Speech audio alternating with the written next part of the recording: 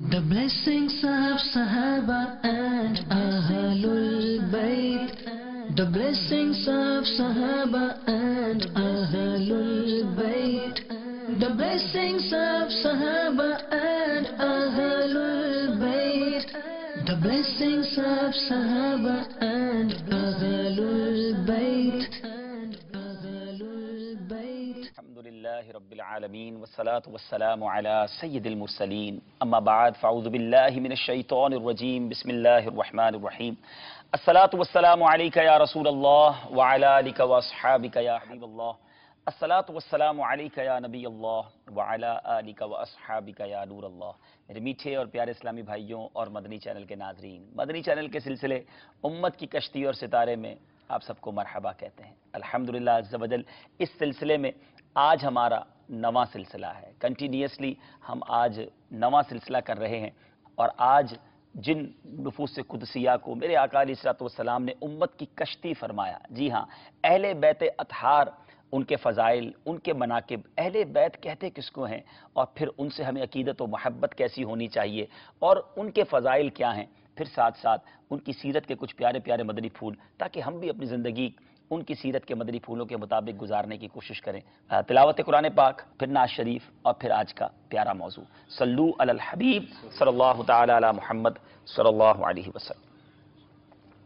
الحمدللہ رب العالمین والصلاة والسلام علی سید المرسلین۔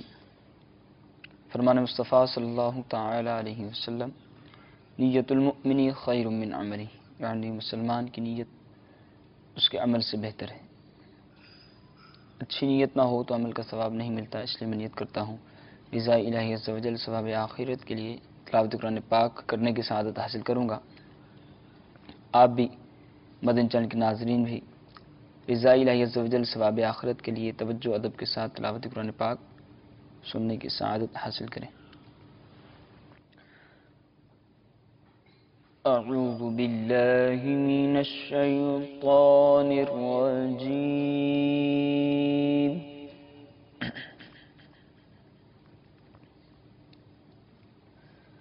بسم اللہ الرحمن الرحیم۔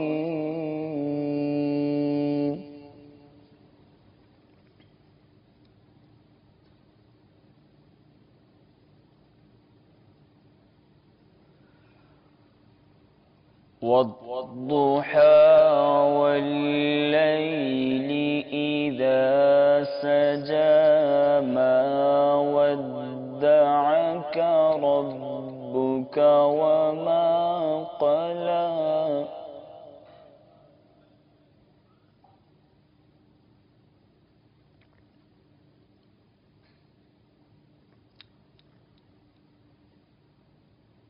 والضحى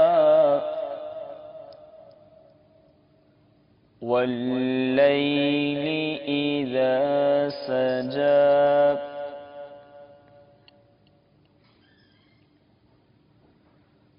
ما ودعك ربك وما قلى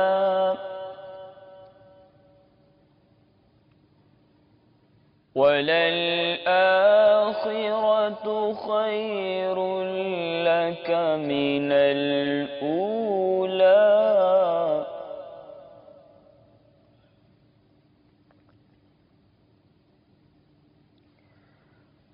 وَلَسَوْفَ يُعْطِيكَ رَبُّكَ فَتَرْضَىٰ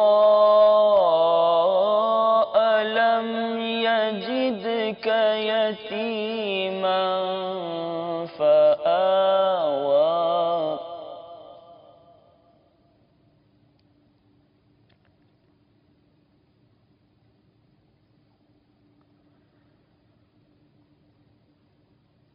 وَلَسَوْفَ يُعْطِيكَ رَبُّكَ فَتَرْضَىٰ أَلَمْ يَجِدْكَ يَتِيمًا فَآوَىٰ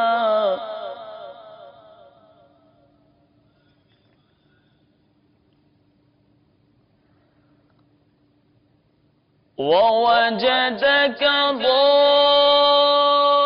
ضالا فهدى ووجدك عائلا فأغنى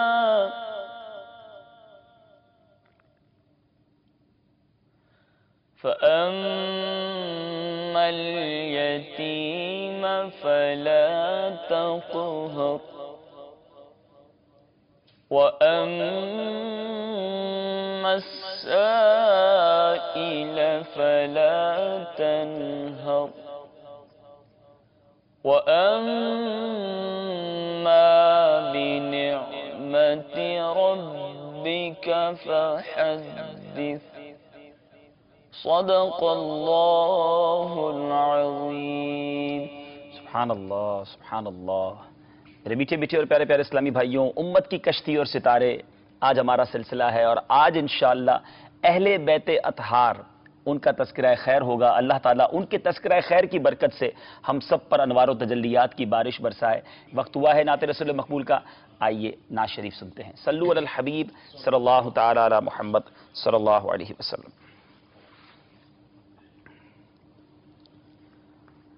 صلو علی الحبیب صلی اللہ صلی اللہ علیہ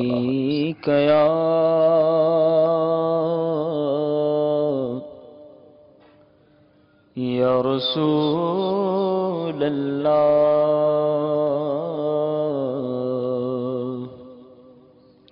وسلم علیک یا حبیب اللہ۔ سیدی اعلیٰ حضرت کا بہت ہی پیارا کلام سبحان اللہ۔ پڑھنے کی سعادت حاصل کروں گا، ہو سکے تو تمام اسلام بھی اس میں میرے ساتھ شریک ہو جائیں۔ فرماتے ہیں، کیا ٹھیک ہو رخ نبوی پر مثال گل، کیا ٹھیک ہو رخ نبوی پر مثال گل، پامال جلوائے کف پاہ جمال گل، پامال جلوائے پاہ جمال گل، کیا ٹھیک ہو رخ نبوی پر مثال گل، جنت ہے ان کے جلوہ سے جویا رنگ و بو، جنت ہے ان کے جلوہ سے جویا رنگ و بو، جنت ہے ان کے جلوہ سے جویا رنگ و بو، اے گل ہمارے گل،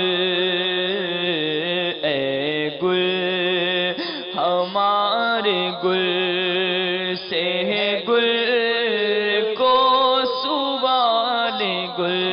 میرے میٹھے میٹھے اور پیارے پیارے اسلامی بھائیوں، اعلیٰ حضرت رحمۃ اللہ تعالیٰ علیہ کے کچھ اشعار ایسا لگتا ہے کہ خود پکارتے ہیں کہ اس شعر کے بارے میں کچھ کہا جائے۔ کہتے ہیں نا بے اختیار۔ اعلیٰ حضرت سے سچی بات تو یہ کہ امام اہل سنت سے پیار کرنے کے لیے ان کی شاعری کافی ہے، اگر وہ سمجھ آ جائے تو بندہ امام اہل سنت کا دیوانہ بن جائے۔ اب ذرا اس شعر کو، اس کی خوبصورتی دیکھیں، بہت کچھ کہا جا سکتا ہے۔ ایک ہی لفظ کو 4 بار ایک ہی مصرعے کے اندر استعمال کرنا اور اس خوبصورت انداز میں کرنا، اور کتنی پیاری بات، یعنی پھول کی بات ہو رہی ہے، گل کی بات ہو رہی ہے، اور وہاں خوبصورت ترین جگہ اگر کسی کو اللہ تعالیٰ کی رحمت کا مظہر کسی جگہ کو کہا جائے تو وہ جنت ہے۔ مگر جنت جو ہے وہ بھی اس اپنے رنگ و بو کے لیے، اپنی خوبصورتی کے لیے، اپنی تزین و آرائش کے لیے اگر کسی چیز کی مشتاق ہے تو وہ نبی پاک کے جلوے ہیں۔ میرے آقا کے جلوے کی برکت سے جنت اپنی آرائش چاہتی ہے۔ جنت ہے ان کے جلووں سے، جنت ہے ان کے جلوہ سے، جویائے رنگ و بو۔ پھر کیا کہتے ہیں؟ اے گل ہمارے گل سے ہے، گل کو سوال گل۔ شاعری کی دنیا میں میں نہیں سمجھتا کہ اس سے بہترین مثال کسی شعر کے بارے میں دی جا سکے کہ اے گل ہمارے گل سے ہے، گل کو سوال گل۔ اب جنت کو بھی ہمارے آقا علیہ الصلوۃ والسلام سے ایک یوں سب یہ کہا جا سکتا ہے کہ آپ کے پسینہ مبارک کی، آپ کے جلوے کی زیبائش کی، آپ کی تشریف آوری کی، آپ کے قدم رنجا فرمانے کی ایک تمنا ہے۔ اعلیٰ حضرت پھول سے کہہ رہے ہیں کہ دیکھو گل، ہمارا جو گل ہے، ہمارے آقا علیہ الصلوۃ والسلام جو ہیں، اس سے تمنا ہے کس کو؟ جنت کو۔ گل کو سوال گل، یعنی سوال ہے کہ آپ ہمیں کچھ عطا فرما دیں۔ اعلیٰ حضرت کا معافی ضمیر کیا ہوگا وہ ہم نہیں جانتے، مگر جو ہمیں باپا کا ایک انداز ہے نا کہ میری موٹی عقل میں جو سمجھ آیا ہے وہ یہی سمجھ آتا ہے، شاید یہ درست ہو شاید یہ نہ ہو، مگر اے گل ہمارے گل سے ہے، گل کو سوال گل۔ یہ کلام رضا کا شاہکار شعر ہے۔ دوبارہ پڑھیں شعر کو۔ جنت ہے ان کے جلوہ سے جو رنگ و بو، جنت ہے ان کے جلوہ سے جو رنگ و بو، اے گل ہمارے گل سے ہے گل کو سوال گل، اے گل ہمارے گل سے ہے گل کو سوال گل، اور ان کے قدم سے سلائے غالی ہوئی جینا، ان کے قدم سے سلائے غالی ہوئی جینا، ان کے قدم سے سلائے غالی ہوئی جینا، واللہ میرے گل سے جلال گل، کیا بات ہے، سبحان اللہ سبحان اللہ، واللہ میرے گل سے کیا بات ہے، کیا بات ہے، سبحان اللہ۔ جلال گل، اور سنتا ہوں عشق شاہ میں دل ہوگا خوفشاں،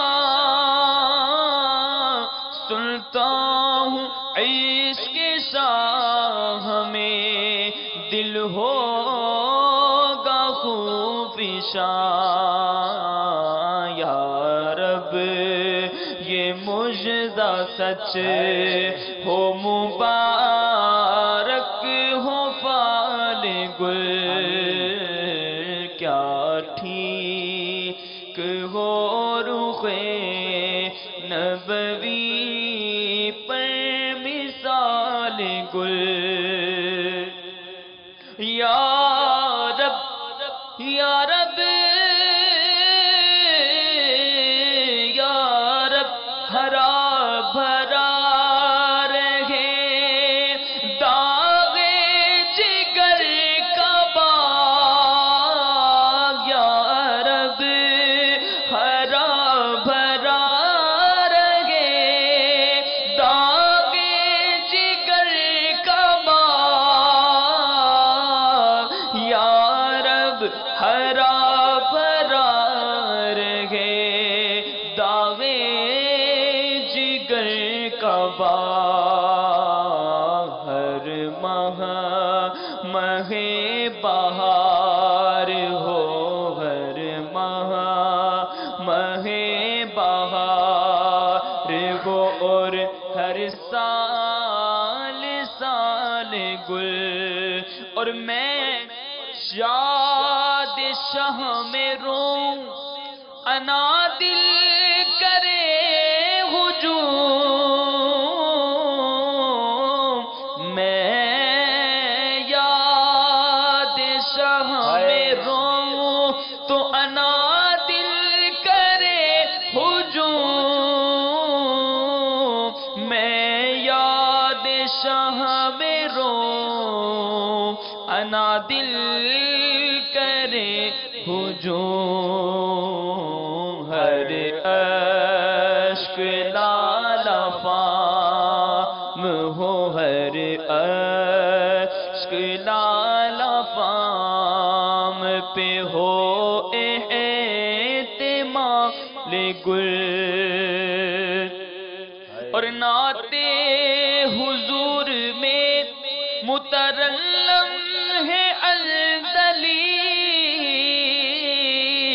نعت حضور میں مترنم ہے الدلی،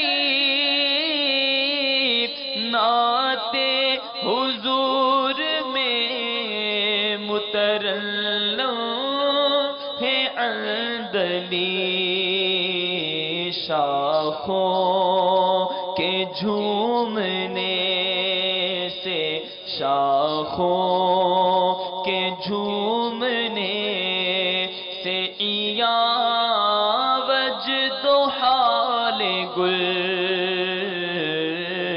کیا ٹھیک ہو رخ نبوی پر وصال گل، اور شیخین ادھر نثار غنی و علی ادھر،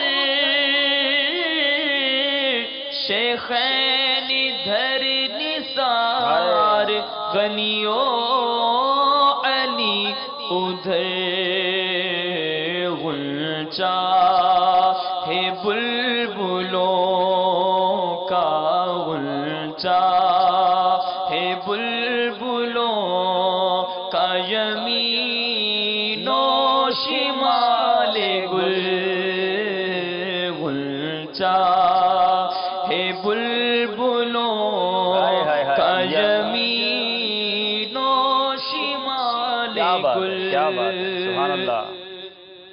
دیکھا تھا خواب خار حرم عندلیب نے، دیکھا تھا خار، دیکھا تھا خواب خار حرم عندلیب نے،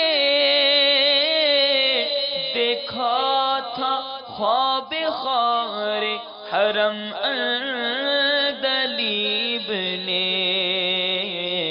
کھٹکا کیا ہے آنکھ میں شب بھر خیال گل، کیا ٹھیک ہو رخ، اور یہ دعا ہم سب ایک بار مل کے کر لیتے ہیں جو سیدی اعلیٰ حضرت نے مانگی۔ فرماتے ہیں کہ ان دو کا صدقہ جن کو کہا میرے پھول گئے،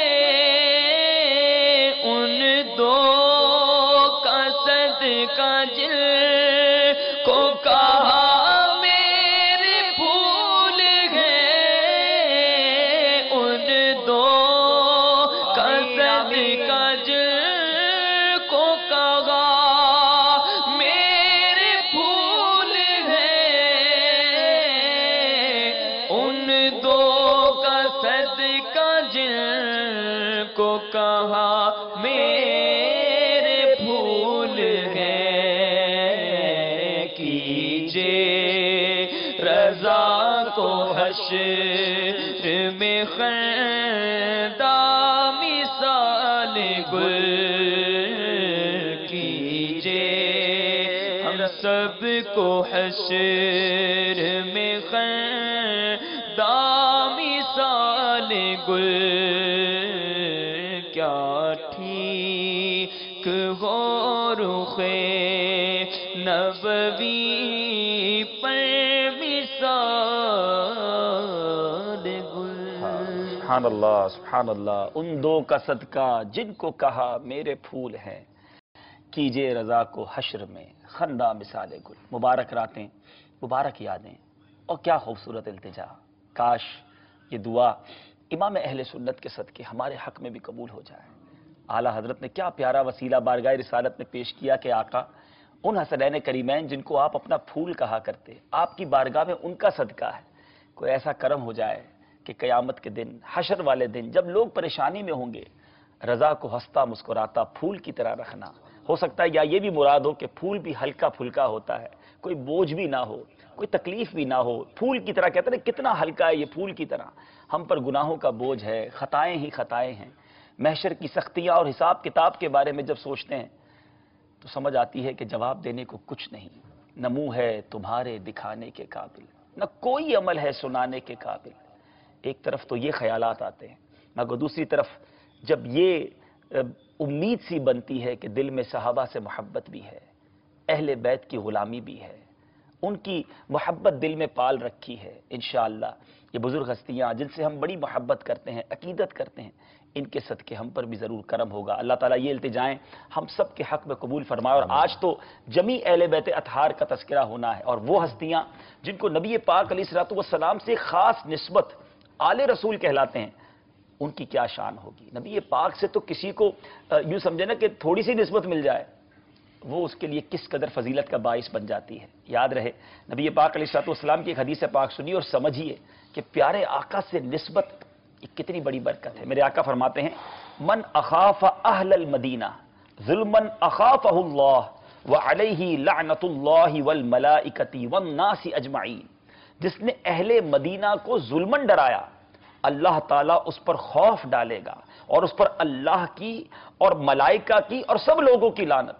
جو مدینہ منورہ میں رہنے والا ہو گیا، پیارے آقا کا شہر ہے نا، اس شہر سے نسبت ہو جائے، اب اس پر ڈرانا، اس پر ظلم کرنا، اس پر خدا اور اس کے رسول کی لعنت.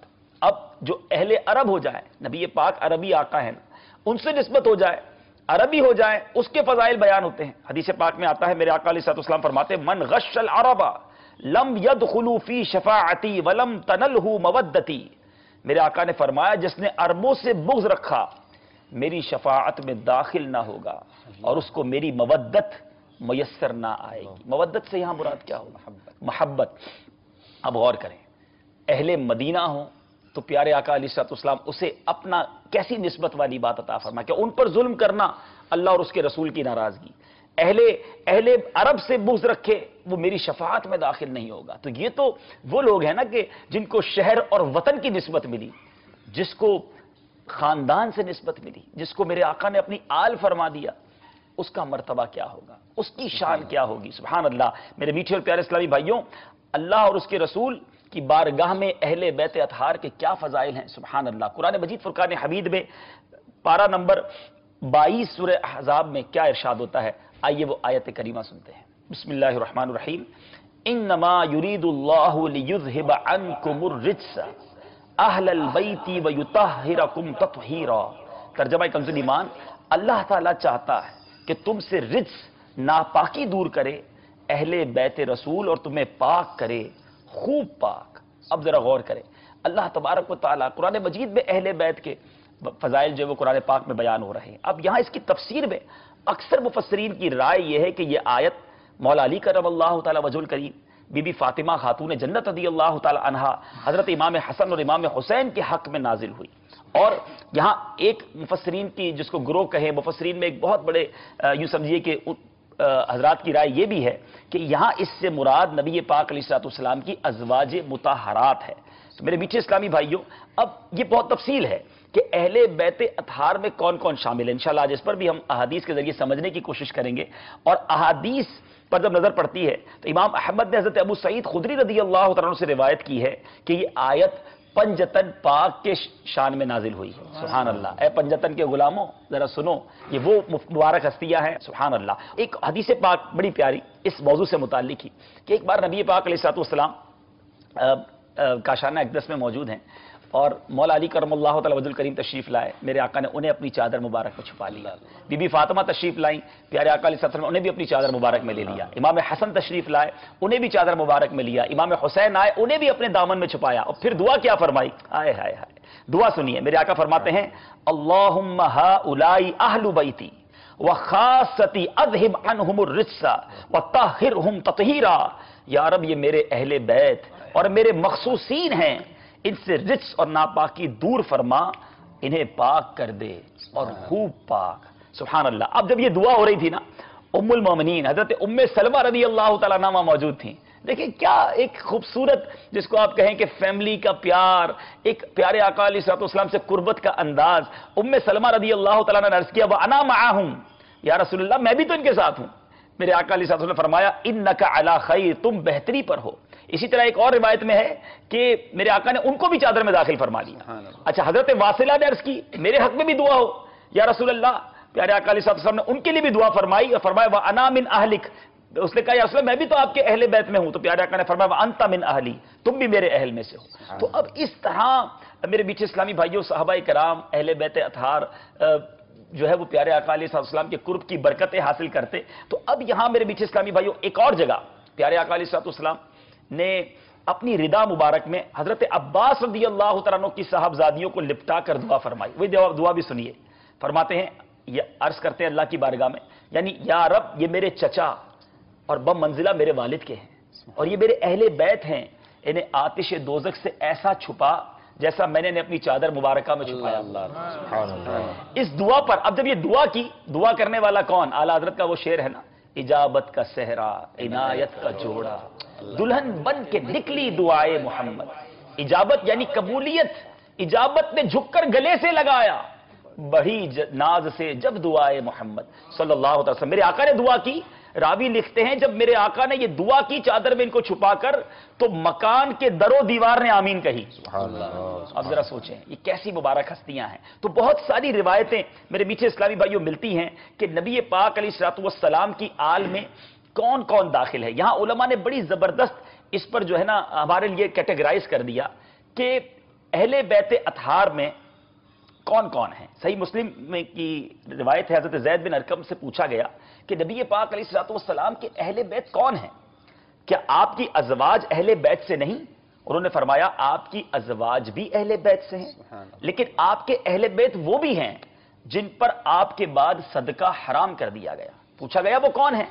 फरमाया, आले अली, आले अकील, आले जाफर और आले अब्बास। और इसकी जो कैटेगराइज किया गया बड़े प्यारे अंदाज में कि बैते नस्ब, जो अहले बैत हैं वो कौन कौन है? बैते नस्ब यानी खानदान वाले, बैते विलादत यानी औलाद, और बैते सकनी यानी जो काशाना मुबारक में नबी पाक के साथ रहा करते, उनको भी अहले बैत में दाखिल किया गया। सुभान अल्लाह। ये तीन कैटेगरी हो गई। तो अब इसके एतबार से हजरत अब्दुल मुत्तलिब की औलाद में से बनु हाशिम नबी पाक अलैहिस्सलाम के अहले बैत हैं।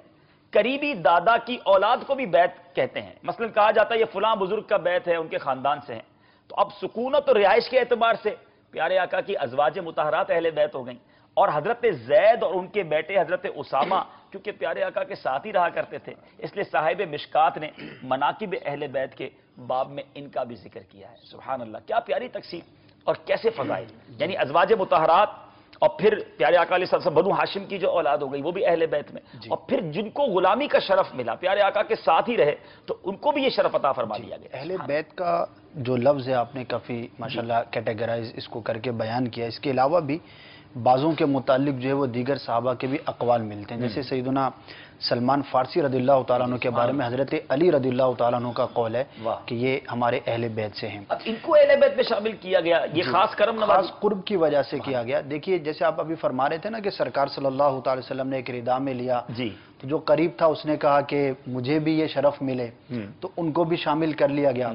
तो अब उसमें क्या होता है, ये खास फजीलत उन्हीं की है कि जिनको पहले बयान किया गया, और फिर उस पर शफकत उन पर है जिसने अर्ज भी कर दी, एजाजी तौर पर है जैसे। تو اب سرکار صلی اللہ تعالی علیہ وآلہ وسلم نے اہل بیت کے بارے میں جو احکامات ارشاد فرمائے، جو فضائل اور وہ مناقب بیان کیے گئے، اس کی بڑی تفصیل ہے، اور صحابہ کرام علیہم رضوان کے جو تقسیم ہے وہ بہت سارے اعتبار سے ہے، واہ سبحان اللہ، اور ہر ایک گروہ کے بارے میں آقا صلی اللہ تعالی وسلم نے الگ الگ اقوال ارشاد فرمائے۔ اچھا، بعض وہ ہیں کہ جن کے بارے میں قرآن میں خاص کیٹیگری کو بیان کیا گیا، اچھا بعض وہ ہیں کہ جن کو احادیث کے اندر بیان کیا گیا۔ اب دیکھیے جیسے اہل بیت کی ایک یہ تقسیم ہے، اسی طرح ایک عمومی فضیلت ہے قرآن کے اندر جو تمام ہی صحابہ کے بارے میں ہے کہ اللہ تبارک و تعالیٰ نے سب کے ساتھ جو ہے وہ حسنہ کا وعدہ فرمایا۔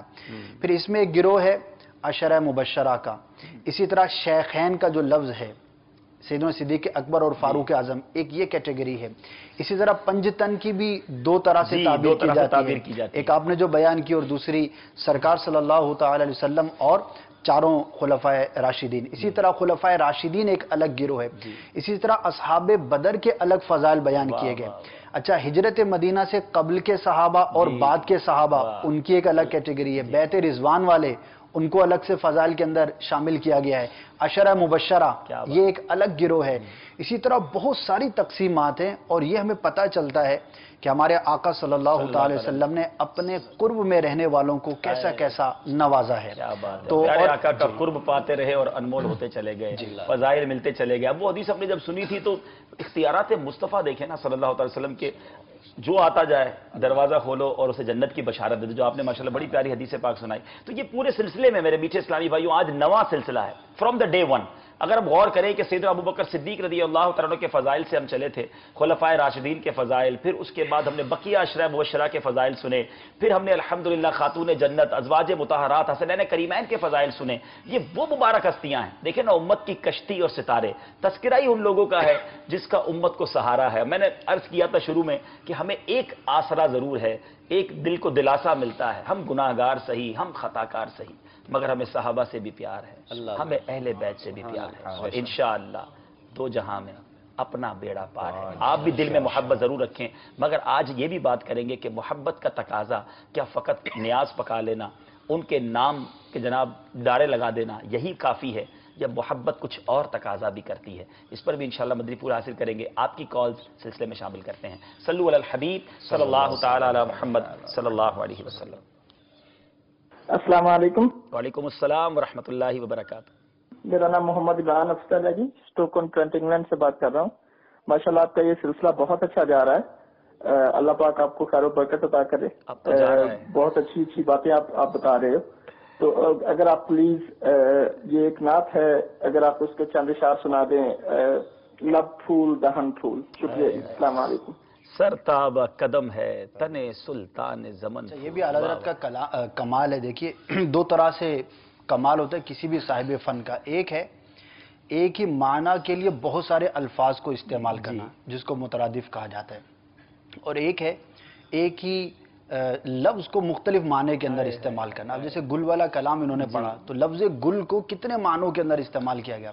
اسی طرح جس کلام کی فرمائش آئی ہے، مطلب یہ ایسے اس کے آخر میں جو پھول ہے، پھول کو اعلیٰ حضرت رحمۃ اللہ تعالی علیہ نے مختلف معانی کے اندر جو ہے وہ استعمال کیا، اور جب یہ چیزیں دیکھتے ہیں تو امیر اہل سنت کا وہ قول یاد آتا ہے۔ فرماتے ہیں کہ مجھے تو ایسا لگتا ہے کہ امام اہل سنت اعلیٰ حضرت رحمۃ اللہ تعالی کی بارگاہ میں الفاظ دست بدستہ حاضری دیتے تھے کہ کاش ہمیں آپ کے کلام میں جگہ مل جائے تو ہماری خوش قسمتی ہوگی۔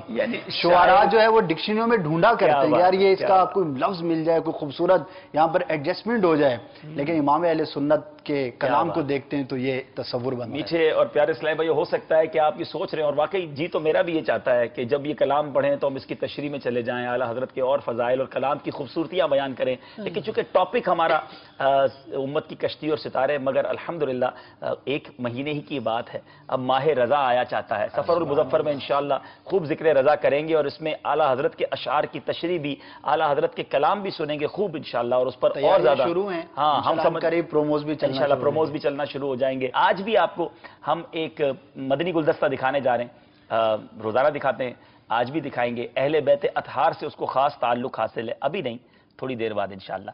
ایک اور کال دے دیجئے۔ تجسس السلام علیکم ورحمۃ اللہ وبرکاتہ۔ وعلیکم السلام ورحمۃ اللہ وبرکاتہ۔ अब्दुल मोहित अत्तारी अर्ज कर रहा हूँ, डिफेंस से S2 से। यही लगता है क्या सुहाना मीठे नबी का रोज़ा, वो मुश्ताक भाई ने जो पढ़ी, अगर वो के 2-4 शेर अभी तो बड़ी मेहरबानी होगी। अस्सलाम वालेकुम व रहमतुल्लाहि व मीठे बरकातहू। नबी का रोज़ा, इंशाअल्लाह इंशाअल्लाह। दूसरी अगली कॉल दे दें। मेरा नाम मोहम्मद अदनान अत्तारी है, मैं बाबुल मदीना कराची से अर्ज कर रहा हूँ। हुजूर आपकी बारगाह में अर्ज है कि मुझे एक कलाम सुना दीजिए। सहाबा सहाबा हमारे सहाबा। जज़ाकल्लाह। अस्सलामु अलैकुम व रहमतुल्लाहि व बरकातहू। आप ही प्यारे भाई पूरा सुना देते तो क्या बात थी।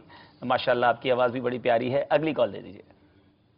अस्सलामु अलैकुम व रहमतुल्लाहि व बरकातहू। वालेकुम अस्सलाम व रहमतुल्लाहि व बरकातहू।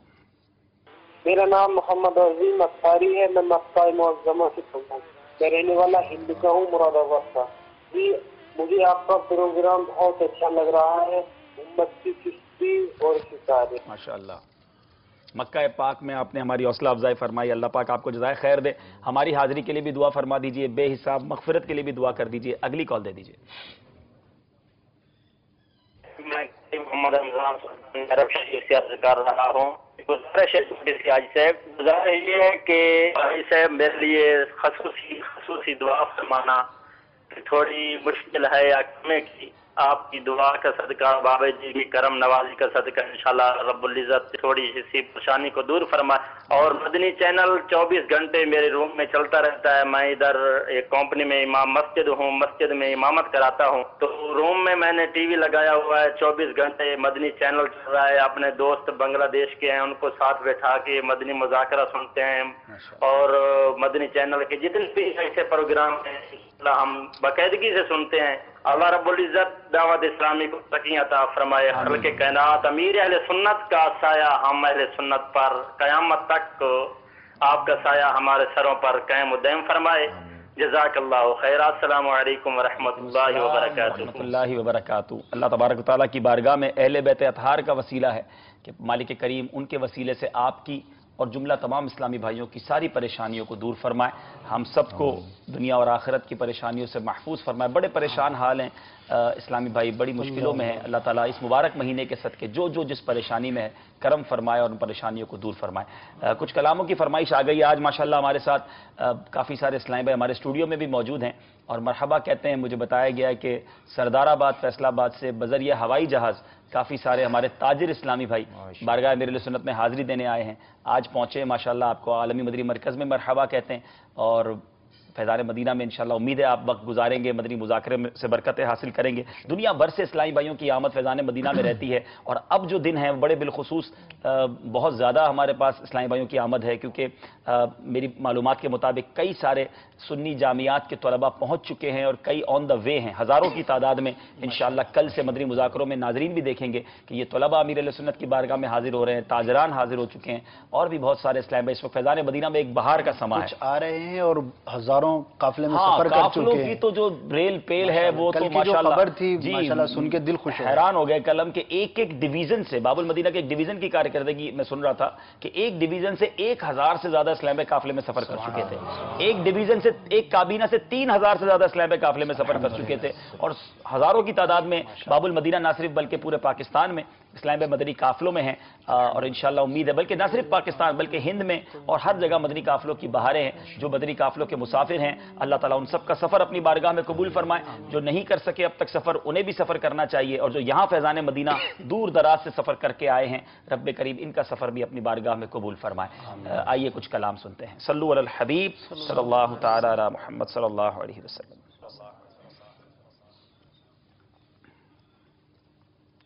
सरताब कदम है तने सुल्तान ज़मन फूल, सरताब कदम है तने सुल्तान ज़मन फूल, लब फूल दहन फूल ज़क़न फूल बदन फूल, लब फूल दहन फूल ज़क़न फूल बदन फूल, तिनका भी हमारे तो हिलाए नहीं हिलता, तिनका تو خلائے نہیں گلتا، تنکا بھی ہمارے تو خلائے نہیں گلتا، تم چاہو تو ہو جائے ابھی کوہ محن پھول، تم چاہو تو ہو جائے ابھی کوہ محن پھول، واللہ جو مل جائے، واللہ جو مل جائے میرے گل کا پسینہ، واللہ جو مل جائے میرے گل کا پسینہ، واللہ جو مل جائے میرے گل کا پسینہ، مانگے نہ کبھی عطر نہ پھر چاہے دلہن پھول، مانگے نہ کبھی عطر نہ پھر چاہے دلہن پھول، اور کیا بات رضا اس چمنستان کرم کی، کیا بات رضا اس چمنستان کرم کی، کیا بات رضا اس چمنستان کرم کی، زہرا کلی جس میں حسین اور حسن پھول، زہرا کلی جس میں حسین اور حسن پھول۔ سبحان اللہ، کیا بات ہے، کیا بات رضا اس چمنستان کرم کی۔ اعلیٰ حضرت ایک خوبصورت باغ کا تذکرہ بھی کس پیارے انداز میں کر رہے ہیں کہ وہ کرم کا چمنستان ہے جہاں سے کرم کے چشمے پھوٹتے ہیں، اور زہرا بی بی فاطمہ خاتون جنت کا بڑا پیارا لقب ہے، آپ کو زہرا کہا جاتا ہے، اور اس کا مطلب بھی کلی ہے، زہرا ہے کلی۔ اور پھر حدیث پاک کی طرف کیا خوبصورت کمال ہے، امام حسنین کریمین کو پھول کہا، اب پھول اور کلی کو ملا کے چمنستان کرم کی بات کی۔ سبحان اللہ، بغیر آپ نہیں رہ سکے نا، میں کیسے رہ سکتا ہوں؟ اعلیٰ حضرت کے اتنے خوبصورت اشعار ہوں تو کچھ نہ کچھ اس پر برکتی لینے کے لیے عرض کر رہے ہو۔ سبحان اللہ، سبحان اللہ۔ کچھ فضائل اہل بیت اطہار کے، پیارے آقا علیہ الصلوۃ والسلام کی اتنی احادیث، سرکار دو عالم صلی اللہ علیہ وسلم نے ارشاد فرمایا، میں تم میں دو چیزیں چھوڑتا ہوں، جب تک تم انہیں نہ چھوڑو گے ہرگز گمراہ نہ ہوگے، ایک کتاب اللہ، ایک میری آل۔ سبحان اللہ، اب ذرا غور کریں کس قدر پریورٹی والی بات ہے، کس قدر بڑی بات ہے کہ کتاب اللہ کے بعد جس کا تذکرہ کیا وہ اپنی آل کا تذکرہ کیا۔ فضائل ہی فضائل احادیث میں کیا فرماتے ہیں؟ سبحان اللہ۔ اہل بیت کرام جی، ان کی عظمت، ان کے فضائل وہ تو کتب احادیث کے اندر بھرے پڑے ہیں، مختلف قسم کے، بلکہ پورے پورے باب ان پر باندھے گئے ہیں۔ نبی کریم علیہ السلام کی ایک حدیث، اور یہ حدیث پاک ہمارے سلسلے کا ایک حصہ بھی ہے۔ واہ واہ واہ۔ اس حدیث کے راوی حضرت ابو ذر غفاری بھی ہیں، اور اس کے علاوہ حضرت عبداللہ بن زبیر سے بھی یہ روایت ہے، ابن عباس سے بھی ہے، حضرت ابو سعید خدری سے بھی ہے، کافی سارے صحابہ کرام علیہم رضوان اس حدیث کے راوی ہیں۔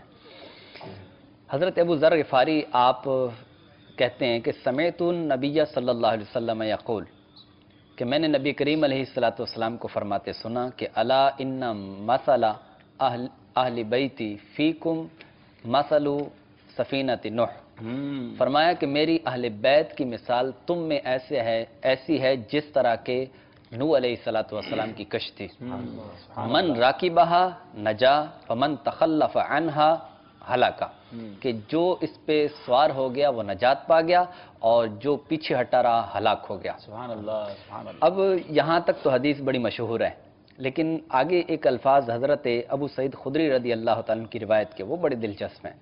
اس میں الفاظ یہ ہیں کہ ارشاد فرمایا وَإِنَّمَا مَثَلُ أَهْلِ بَيْتِ مَثَلُ بَابِ حِتَّةٍ فِي بَنِي إِسْرَائِيلَ مَنْ دَخَلَهُ غُفِرَ لَهُ، ارشاد فرمایا کہ میری اہل بیت کی مثال وہ باب حتہ جو بنی اسرائیل کا تھا، کہ وہ بنی اسرائیل کو حکم ہوا کہ انہوں نے نافرمانی کی، اور نافرمانی کرنے کی بنیاد پر رب تعالیٰ کی بارگاہ میں توبہ کی، تو رب نے ارشاد فرمایا کہ تم باب حتہ کے اندر داخل ہو تو تمہاری مغفرت کر دی جائے گی۔ تو ارشاد فرمایا کہ میری اہل بیت کی مثال وہ باب حتہ کی طرح ہے کہ گویا کہ اہل بیت کرام کے ساتھ محبت کرو گے تو رب تعالیٰ تمہارے گناہوں کو مٹا دے گا۔ سبحان اللہ، سبحان اللہ، سبحان سبحان اللہ۔ اللہ۔ تو اہل بیت کرام کی محبت، یہ ان کی الفت، یہ انتہائی ضروری ہے۔ یہ کہا جا سکتا ہے کہ ہمارے ایمان کا تقاضا ہے، اگر اہل بیت اطہار کی محبت دل میں سبحان نہیں، اللہ۔ ایمان کی مضبوطی کے لیے ضروری ہے، کیونکہ جس طرح کے فرامین مصطفیٰ ملتے ہیں تو اہل بیت اطہار سے محبت نہیں تو پھر تو ایمان ہی قابل نہیں ہو سکتا نا، کیونکہ یہ محبت بھی دراصل نبی پاک علیہ السلام کی محبت ہے۔ بے شک نبی کریم صلی اللہ علیہ وسلم کی باقاعدہ اس کے بارے میں حدیث شریف ہے۔ جی، آپ نے ارشاد فرمایا کہ احب اللہ لما یغذوکم بہ من نعمہ، کہ اللہ تبارک و تعالیٰ سے محبت اس لیے کرو کہ رب تعالیٰ جل جلالہ وہ تمہیں نعمتیں عطا فرما رہا ہے۔ فرمایا وَأَحِبُّونِي بِحُبِّ اللَّهِ، اور اللہ اور میرے ساتھ محبت اللہ کی محبت کی وجہ سے کرو۔ وَأَحِبُّوا أَهْلَ بَيْتِي لِحُبِّي، اور فرمایا کہ میری اہل بیت کے ساتھ محبت میری محبت کی وجہ سبحان سے۔ اللہ، سبحان اللہ۔ تو اب یقیناً پتہ چلا کہ جو اہل بیت کرام کی محبت ہے وہ نبی کریم علیہ السلام کی محبت کے لیے ایک زینہ ہے، اور یہ زینہ اگر طے ہوگا تو آگے سرکار کی محبت اور سرکار دو عالم صلی اللہ علیہ وسلم کی محبت یہ رب تعالیٰ کی محبت کی طرف لے کے جائے گی۔ سبحان اللہ۔ میرے میٹھے اور پیارے اسلامی بھائیوں، مدنی چینل کے ناظرین، فضائل اہل بیت سن رہے ہیں۔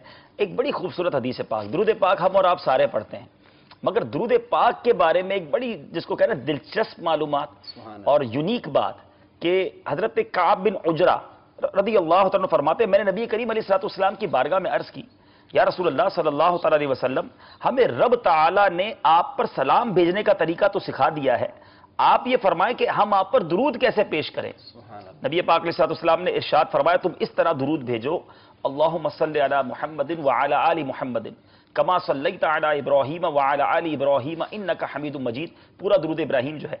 اس سے معلوم ہوا کہ درود بھیجنے کے حکم کی تعمیل میں نبی پاک علیہ السلام نے اپنے ساتھ اپنی آل کو بھی شامل کر کے ان کی عظمت کو اجاگر کیا، اور آپ کا ایک اور ارشاد گرامی سنیے، فرماتے ہیں مجھ پر کٹا ہوا درود نہ بھیجو۔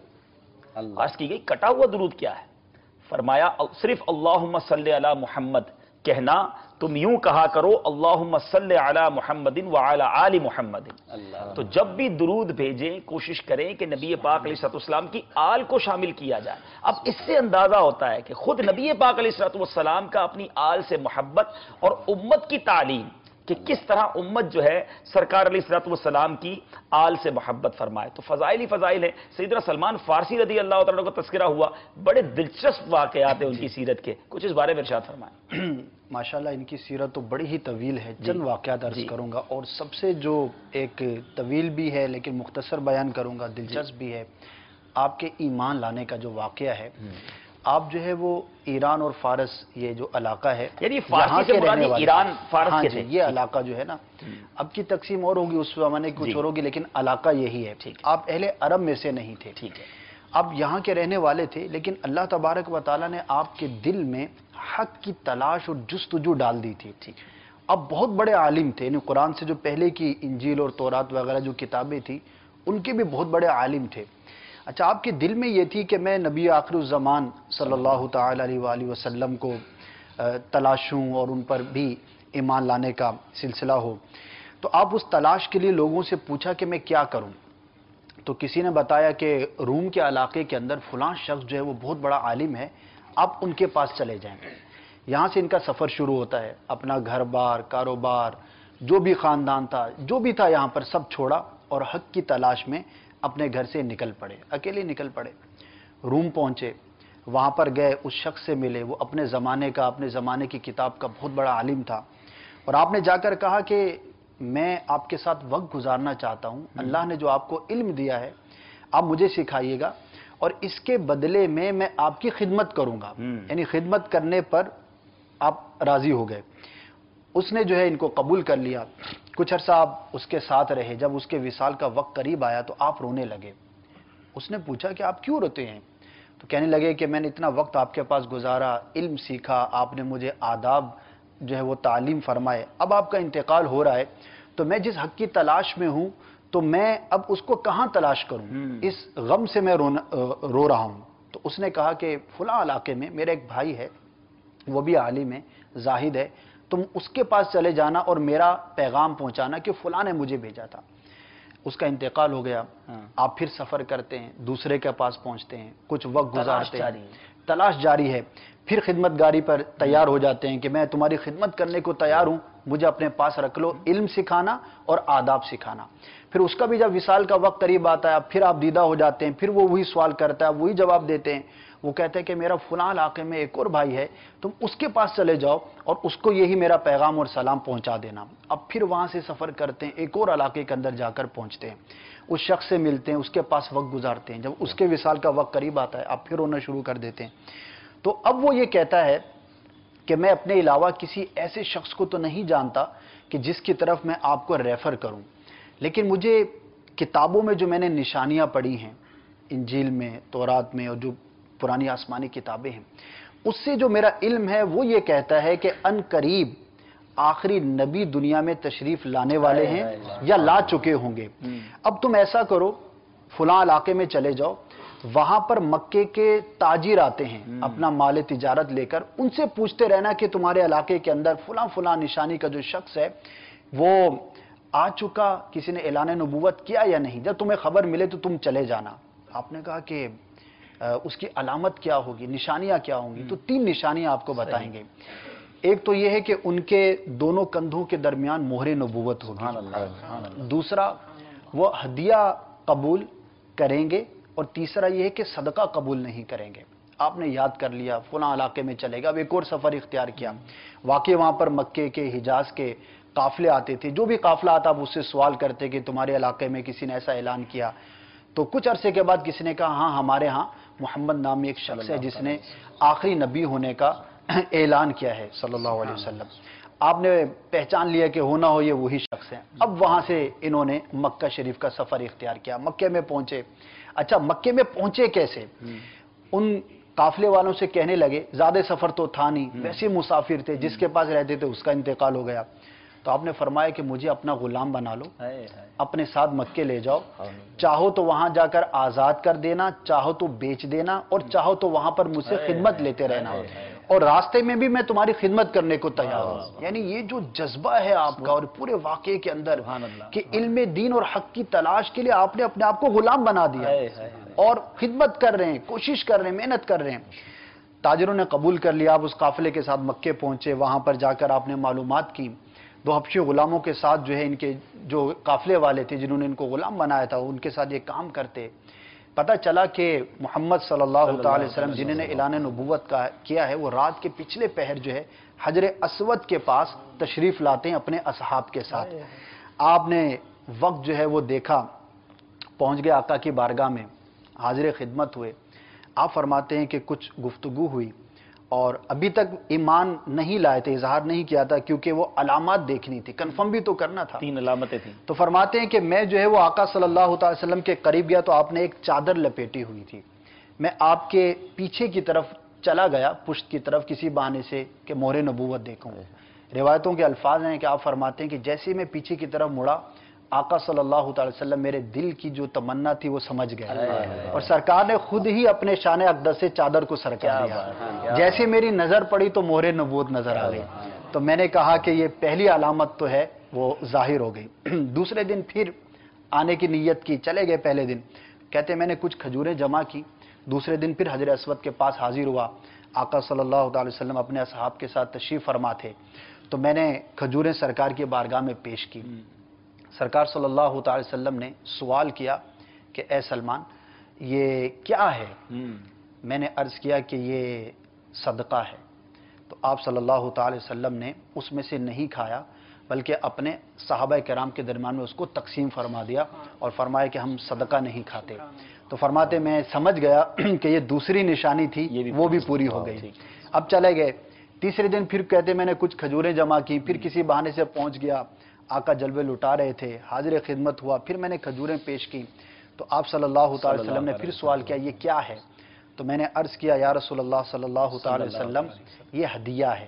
تو آپ صلی اللہ علیہ وسلم نے اس میں سے خود بھی تناول فرمائیں کچھ کھجوریں، اور بقیہ جو ہے وہ اپنے اصحاب کے درمیان تقسیم فرما دی. فرماتے ہیں کہ تیسری نشانی کا پورا ہونا تھا, فوراً ہی میں نے کلمہ پڑھا اور آقا صلی اللہ علیہ وسلم کے ہاتھ پر اسلام قبول کر لیا. تو یہ ہے آپ کے اسلام لانے کا واقعہ. اتنا طویل عرصہ, بڑے ماشاءاللہ اللہ تبارک و تعالیٰ نے بڑی طویل عمر آپ کو عطا فرمائی تھی اور اتنا آپ نے زمانہ دیکھا. جی تو پھر 300 سال تقریباً. جی پھر آپ صلی اللہ تعالی وسلم کی خدمت میں حاضر رہ گئے. پھر آپ کی آزادی کا واقعہ, غلامی سے آزادی ملی, اس میں آقا کا کرم, وہ باغ کا واقعہ, وہ کھجور کی گٹھلی کے برابر سونا, بہت ساری کرامات اور معجزات کے ساتھ جو ہے وہ آپ بہرحال آزاد ہوئے. اور پھر آپ رضی اللہ تعالیٰ عنہ نے ساری زندگی پیارے آقا صلی اللہ تعالی وسلم کے قرب میں گزاری. اور آپ رضی اللہ تعالیٰ عنہ, چھوٹی سی بات ایڈ کروں گا میں یہاں پر, ایک اور دلچسپ واقعہ ہے جو زرقانی کے اندر نقل کیا ہے, شرح زرقانی میں. وہ یہ ہے کہ حضرت سلمان فارسی رضی اللہ تعالیٰ جس وقت سرکار کی بارگاہ میں حاضر ہوئے تو سرکار دو عالم صلی اللہ علیہ وسلم کے پاس ایک یہودی بیٹھا ہوا تھا, اور یہ یہودی سرکار کی بارگاہ میں حاضر تھا. اس کو فارسی زبان آتی تھی. نبی کریم علیہ السلام کی بارگاہ میں جب سلمان فارسی حاضر ہوئے تو سرکار دو عالم صلی اللہ علیہ وسلم کی تعریف کی انہوں نے. اس پر وہ یہودی سے سرکار علیہ السلام نے پوچھا کہ یہ سلمان کیا کہہ رہا ہے. تو وہ یہودی کہنے لگا کہ اے محمد صلی اللہ علیہ وسلم, یہ تو آپ کی تعریف نہیں, یہ تو بہت برا بھلا آپ کو کہہ رہا ہے. نبی کریم علیہ السلام نے جیسے یہ سنا تو آپ نے ارشاد فرمایا سلمان تو ہماری تعریف بیان کر رہا ہے, سلمان تو ہماری تعریف بیان کر رہا ہے. بس اتنا سرکار علیہ السلام کا یہ فرمانا تھا. وہ یہودی کہتے ہیں کہ یا رسول اللہ کافی عرصے سے میرے دل کے اندر یہ خلش تھی کہ آپ شاید اللہ تعالیٰ کے سچے رسول نہیں ہیں. اب سے یہ ظاہر ہو گیا کہ آپ اللہ تعالیٰ کے سچے رسول ہیں, لہذا اب پہلے مجھے کلمہ پڑھا کر مسلمان کر لیجیے. وہ وہاں مسلمان ہوا. نبی کریم علیہ السلام نے ارشاد فرمایا جبریل امین سے, اے جبریل سلمان کو عربی زبان سکھا دو. عربی سکھا. اب نبی کریم علیہ السلام تو وہ یہودی بھی یہ سمجھا تھا کہ شاید نبی کریم علیہ السلام کو فارسی زبان نہیں آتی, لیکن اللہ کے حبیب نے اس بات کا اظہار کر دیا کہ مجھے صرف عربی نہیں بلکہ میں تو پوری کائنات کے لیے رسول بنا کے بھیجا گیا ہوں, تو ساری زبانیں میری. نہ صرف انسانوں کی بلکہ میرے آقا تو جانوروں کی بولیاں جانور آ کے بھی تو فریاد نبی پاک کے آستانے میں کیا کرتے ہیں. اعلیٰ حضرت کا پھر وہ شعر بھی سنا دیں, یہاں یہیں سے کرتی ہے ہرنی فریاد. اللہ, کتنا پیارا شعر ہے. یہیں شترانے ناشاد گلائے رنج ہاں یہیں کرتی ہیں چڑیاں فریاد, یہیں سے پاتی ہے ہرنی داد. واہ واہ واہ, اسی در سے شترانے ناشاد گلائے رنج و انا کرتے ہیں. پیارے آقا کی بارگاہ میں جب کسی جانور پر ظلم کیا جاتا اور تکلیف پہنچتی تو وہ بھی آ کر فریاد کرتا, تو سب کی بولیاں جاننے والے, سب پر کرم فرمانے والے. آج امیر علیہ سنت نے بھی اشارہ کیا تھا کہ یہ شہد کی مکھیاں درود شریف پڑھتی ہیں, تو وہ واقعہ بھی تو ہے جو نبی پاک علیہ السلام کی بارگاہ میں شہد کی مکھی نے اپنے شہد لانے کا واقعہ پیش کیا تھا اور عرض کیا تھا کہ اس کا طریقہ کیا. تو میرے آقا سب کی بولیاں جاتے. سیدنا سلمان فارسی رضی اللہ تعالیٰ کی بات چلی, اگر مکمل کر لیں تھوڑا سا رہ گیا تھا. حضرت سلمان فارسی رضی اللہ تعالیٰ نبی کریم علیہ السلام نے جبریل امین سے ارشاد فرمایا کہ جبریل ان کو عربی زبان سکھا. تو جبریل امین نے عرض کیا کہ یا رسول اللہ سلمان سے کہیے کہ اپنا منہ کھولیں. سرکار علیہ السلام نے حضرت سلمان فارسی سے ارشاد فرمایا کہ اپنا منہ کھولو. انہوں نے اپنا منہ کھولا. جبریل امین نے اپنا لعاب دہن ڈالا. ان کے منہ میں وہ ڈلنے کی دیر تھی کہ حضرت سلمان فارسی رضی اللہ عنہ نے عربی فر بولنا شروع کر. ایک طرف بڑے بڑے انسٹیٹیوٹس میں جا کر لینگویج کورس کیے جاتے ہیں اور ایک طرف آقا جبریل سے کہہ رہے ہیں کہ سلمان کو عربی سکھا دو. اختیارات مصطفیٰ دیکھیے. اس بارگاہ میں پہنچے تھے جہاں سے سب ملتا ہے, زبان بھی ملتی ہے, دنیا بھی سنورتی ہے, آخرت بھی سنورتی ہے. ایک مرتبہ ایسا ہوا سرکار دو عالم صلی اللہ علیہ وسلم نے اپنے صحابہ 6 صحابہ کو بھیجا مختلف ممالک کے اندر کہ جاؤ جا کر وہ دین متین کی تبلیغ کے مدنی قافلے روانہ کیے. تو صحابہ کرام علیہ رضوان کہتے ہیں ہمیں عربی ان کی زبان کا پتہ ہی نہیں تھا کہ کیا زبان ہے, لیکن جیسے ہی ہم علاقے کے قریب پہنچے تو ہم نے فر بولنا شروع کر دیا انہی کی زبان. بھیجا کس نے تھا؟ سبحان اللہ. سبحان اللہ. میرے سلمان فارسی رضی اللہ تعالیٰ عنہ آپ کے علم کی گواہی آقا صلی اللہ علیہ وسلم نے ارشاد فرمایا. یعنی آپ نے ایک صحابی کو کچھ ارشاد فرمایا, صحابی کے پاس تشریف لے کر گئے, آپس میں مکالمہ ہوا, انہوں نے گفتگو جو ہے وہ سرکار کی بارگاہ میں عرض کی کہ سلمان فارسی نے مجھے یہ کہا ہے. تو آقا صلی اللہ علیہ وسلم نے ارشاد فرمایا کہ اللہ تبارک و تعالی نے سلمان کو علم سے نوازا ہے، اور آپ اتنے بڑے عالم تھے، صحابہ کرام علیہم رضوان میں بڑا ممتاز آپ کا رتبہ تھا، اور آپ کی جو خصوصیات تھی علم کے حوالے سے، قرآن کا حدیث کا علم تو تھا ہی، جو پچھلی کتابیں تھی اس کے آپ بہت بڑے عالم تھے، اور سرکار صلی اللہ علیہ وسلم کی جو نعت شریف پچھلی کتابوں میں تھی وہ آپ بیان کیا کرتے تھے۔ اور ایک اور بڑا تاریخی آپ کی ذات کے حوالے سے واقعہ ہے کہ جب غزوہ خندق کا موقع ہوا اور بڑا شدید حملہ تھا، اس کو احزاب بھی کہا جاتا ہے کیونکہ عرب کے بہت بڑی تعداد میں قبیلے ایک ساتھ آ کر حملہ آور ہوئے تھے، اور بظاہر ڈیفینڈ کرنا وہاں پر بڑا دشوار نظر آ رہا تھا، تو سرکار صلی اللہ علیہ وسلم نے مشورہ طلب فرمایا۔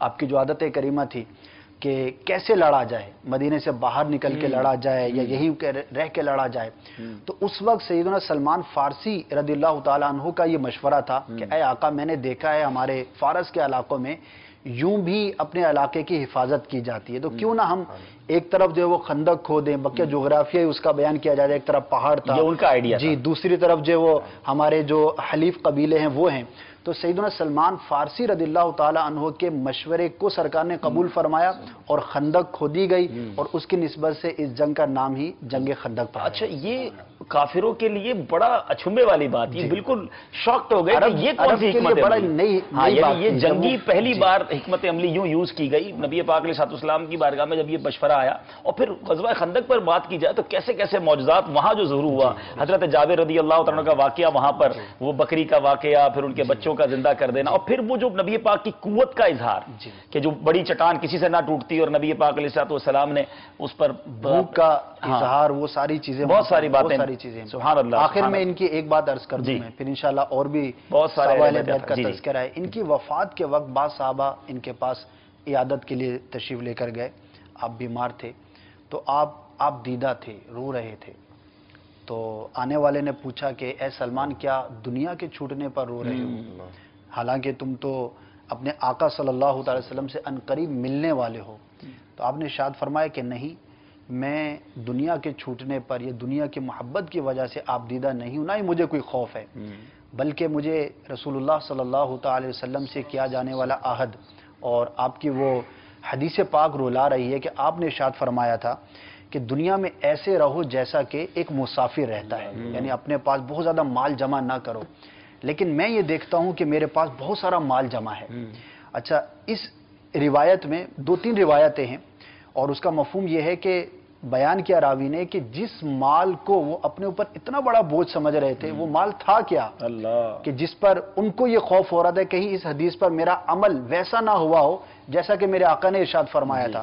تو جو مختلف روایتوں میں بیان کیا کہ آپ کے پاس کوئی سونے چاندی کے انبار نہیں تھے کہ جس کی وجہ سے خوف تھا، بلکہ 1 یا 2 برتن جس سے وضو کیا کرتے اور کپڑے دھویا کرتے، 1 بستر اور چند ضرورت کی اشیاء تھیں، لیکن اتنی سی دنیا کے بارے میں بھی آپ اتنے زیادہ پریشان تھے اور رو رہے تھے، تو یہ آپ کا زہد اور تقوی بھی اتنا ہی عرفہ والا تھا۔ اب یہاں وہ بھی لوگ جو سن رہے ہیں ہمیں غور کریں کہ جو ساری زندگی مال جمع کرنے ہی کے لیے گزارتے ہیں، یہ نہیں سوچتے کہ حلال کما رہے ہیں یا حرام کما رہے ہیں، مال کما رہے ہیں تو اس پر زکوٰۃ بھی ادا ہو رہی ہے کہ نہیں، اس کے حقوق ادا ہو رہے ہیں کہ نہیں، یہ غور کرنا چاہیے۔ زندگی مال کمانے ہی کے لیے نہیں، آخرت بنانے کے لیے ہے۔ یہ دنیا دار العمل ہے، آخرت دار الجزا ہے۔ یہاں کام کر لیجئے، وہاں انشاءاللہ آرام مل جائے گا۔ وہ کام ایسا کیجئے جو وہاں آرام دے دے، ایسا نہ ہو کہ یہاں تو آرام حاصل کر لیا جائے اور وہاں پکڑ میں آ جائیں۔ بد نصیب ہے وہ شخص جس کا بڑا کاروبار ہے، بڑا خوبصورت گھر ہے، بڑا بیوٹیفل بیڈ روم ہے،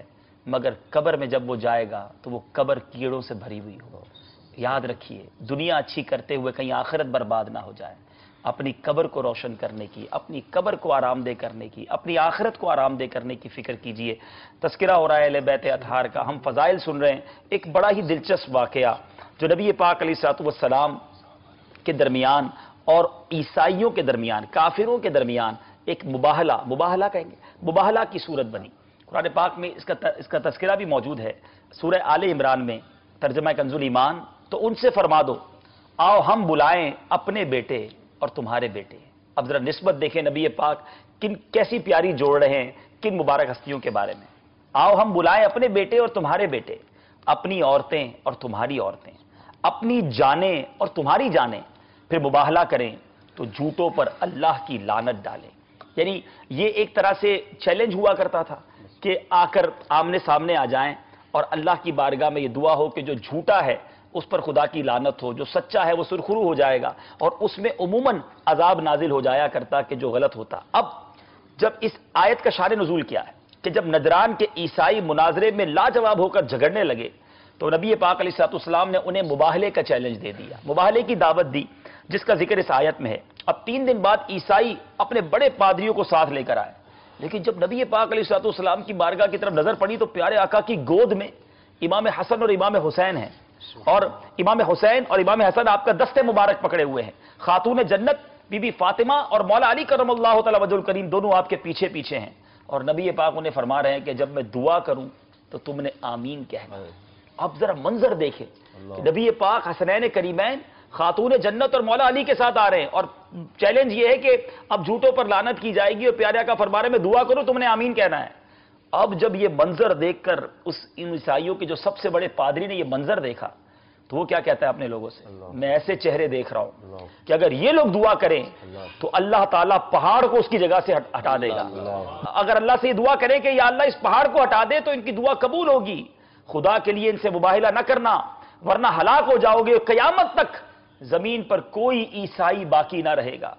پس انہوں نے بارگاہ رسالت میں کیا عرض کی، اے ابو القاسم ہم آپ سے مباہلہ نہیں کرتے، آپ اپنے دین پر رہیں، ہمیں ہمارے دین پر چھوڑ دیں. پھر انہوں نے جزیہ دینے پر صلح کر لی. میرے آقا نے کیا فرمایا سوچئے، جب پیارے آقا علیہ الصلوۃ والسلام اپنی اس اپنی عطرت کو لے کر باہر آئے تھے، فرمایا خدا کی قسم اگر وہ مباہلہ کرتے تو سب بندر اور سور بن جاتے اور ان کا جنگل آگ سے بھڑک اٹھتا اور نجران کے چرند پرند تک ہلاک ہو جاتے. میرے پیارے اسلامی بھائیوں، اس واقعے میں جہاں اہل بیت اطہار کی بات پتہ چل رہی ہے وہاں یہ بھی پتہ چل رہا ہے کہ اللہ اور اس کے رسول کی باتوں پر اعتراض نہیں کیا جاتا، اسے تولا نہیں جاتا، اسے چیلنج نہیں کیا جاتا. بعض لوگ ہمارے یہاں بھی بات بات پہ حکمت لاجک تلاش کرنے لگ جاتے ہیں، یہ کیوں نہیں. ہم بندے ہیں، ہمارا کام ماننا ہے. اور اے میرے میٹھے اور پیارے اسلامی بھائیوں، حسنین کریمین کے فضائل، اہل بیت کے فضائل، ابن سعد نے حضرت علی سے روایت کیا کہ مجھے آقا و مولا نے یہ خبر دی ہے کہ جنت میں پہلے میں، حضرت علی کہتے ہیں پہلے میں، حضرت فاطمہ اور حضرات حسنین کریمین داخل ہوں گے. تو میں نے، مولا علی کہتے ہیں میں نے عرض کی یا رسول اللہ ہم سے محبت کرنے والوں کا کیا حال ہوگا؟ فرمایا وہ تمہارے پیچھے آئیں گے. سبحان اللہ. واقعی ہم پنجتن کے غلام ہیں. اس گھرانے کا جب سے میں نوکر ہوا سب سے اچھی میری نوکری ہو گئی. اللہ تعالیٰ ہمیں پنجتن پاک کی غلامی میں زندہ رکھے، ان کی غلامی میں ہی موت نصیب فرمائے. حضرت جعفر آپ کو طیار بھی کہا جاتا ہے، حضرت جعفر طیار رضی اللہ تعالیٰ عنہ، اور کیا خوبصورت ان کے بھی فضائل ہیں، کچھ اس بارے میں ارشاد فرمائیں. جی حضرت جعفر طیار رضی اللہ تعالیٰ عنہ قدیم الاسلام ہے، ابتدائی ایام میں ہی مسلمان ہو گئے تھے، اسلام قبول کیا تھا، اور روایتوں میں آیا کہ آپ 31ویں مسلمان تھے جو اسلام لائے، دائرہ اسلام میں شامل ہوئے. اور جب کفار مکہ نے ظلم و ستم برپا کیا مسلمانوں پر تو آپ حبشہ کی جانب ہجرت کر گئے. اور پھر جب میرے آقا صلی اللہ تعالی علیہ وآلہ وسلم نے مکہ مکرمہ سے مدینہ منورہ ہجرت فرمائی تو پھر حضرت جعفر طیار رضی اللہ تعالیٰ عنہ اور اپنے دیگر احباب کے ساتھ آپ بھی مدینہ منورہ ہجرت کر کے تشریف لے آئے. تو جب میرے آقا صلی اللہ تعالی وسلم غزوہ خیبر میں غزوہ خیبر کے بعد فتح حاصل کرنے کے بعد جب مال غنیمت مجاہدین میں تقسیم فرما رہے تھے تو اس وقت حضرت جعفر طیار رضی اللہ تعالیٰ عنہ اپنے احباب کے ساتھ حبشہ سے ہجرت کر کے مدینہ منورہ آقا کریم صلی اللہ علیہ وسلم کی بارگاہ میں حاضر ہوئے تو حضور اقدس صلی اللہ تعالی وسلم نے جوش محبت میں ان سے معانقہ فرمایا. آپ کے چچے زاد بھائی بھی تھے. جوش محبت میں ان سے معانقہ فرمایا اور ارشاد فرمایا کہ میں اس بات کا فیصلہ نہیں کر سکتا کہ جنگ خیبر کی فتح سے مجھے زیادہ خوشی ہوئی ہے یا آپ لوگوں کی آمد سے زیادہ خوشی ہوئی ہے. تو ماشاءاللہ یہ مولا علی کرم اللہ تعالیٰ وجہ الکریم کے بھائی بھی. جی بھائی تھے، بہت ہی جاں باز، بہت ہی بہادر تھے اور انتہائی خوبصورت اور وجیح بھی تھے. 8 ہجری میں جنگ موتا کے موقع پر آپ امیر لشکر تھے اور جو جنگ کا جو علم ہوتا ہے، جو جھنڈا ہوتا ہے وہ آپ ہی کے مبارک ہاتھوں میں تھا. تو جب کفار نے آپ پر حملہ کیا اور آپ کا دایاں بازو کاٹ دیا تو آپ نے اس علم کو گرنے نہ دیا بلکہ فوراً ہی اپنے بائیں ہاتھ سے اس کو تھام لیا. سبحان اللہ. اور جب کفار نے حملہ کر کے ان کے بائیں ہاتھ کو بھی کاٹ دیا تو آپ نے ان دونوں کٹے ہوئے بازوؤں سے اس جھنڈے کو تھام لیا. اور جب شہادت کے بعد حضرت ابن عمر رضی اللہ تعالیٰ عنہما فرماتے ہیں کہ جب دیکھا گیا تو آپ کے جسم پر 90 زخم تھے. شہادت کے بعد دیکھا گیا اور سارے زخم آپ کے سامنے کے حصے پر تھے. یعنی کفار کو یہ جرأت نہ ہوئی کہ وہ پیچھے سے آ کر آپ پر حملہ کرتا. آپ نے سامنے ہی سے کفار سے مقابلہ فرمایا. موتا کے مقام پر آج بھی آپ کا مزار شریف موجود ہے اور یہ اردن میں واقع ہے. اتنی عظیم ہستیاں ہیں جن کا ہم تذکرہ کرتے جا رہے ہیں. میں تو پنجتن کا غلام ہوں. پنجتن پاک کی برکتیں بیان ہو رہی تھیں تو ہمیں کچھ کلام سنا دیں.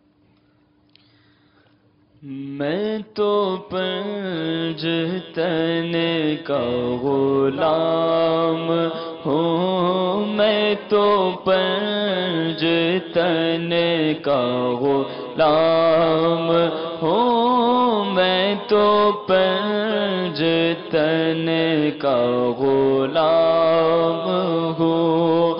میں مرید خیر الانام ہوں. میں مرید خیر الانام ہوں. میں تو پنجتن کا غلام ہوں. میں تو پنجتن کا غلام ہوں. مجھے عشق ہے تو علی سے ہے.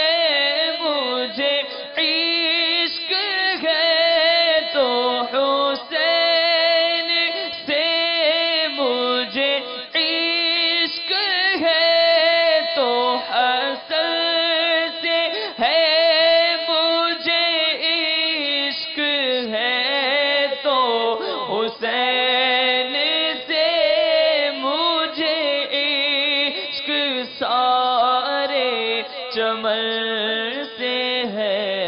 میں تو پنجتن کا غلام ہوں. میں تو پنجتن کا غلام ہوں.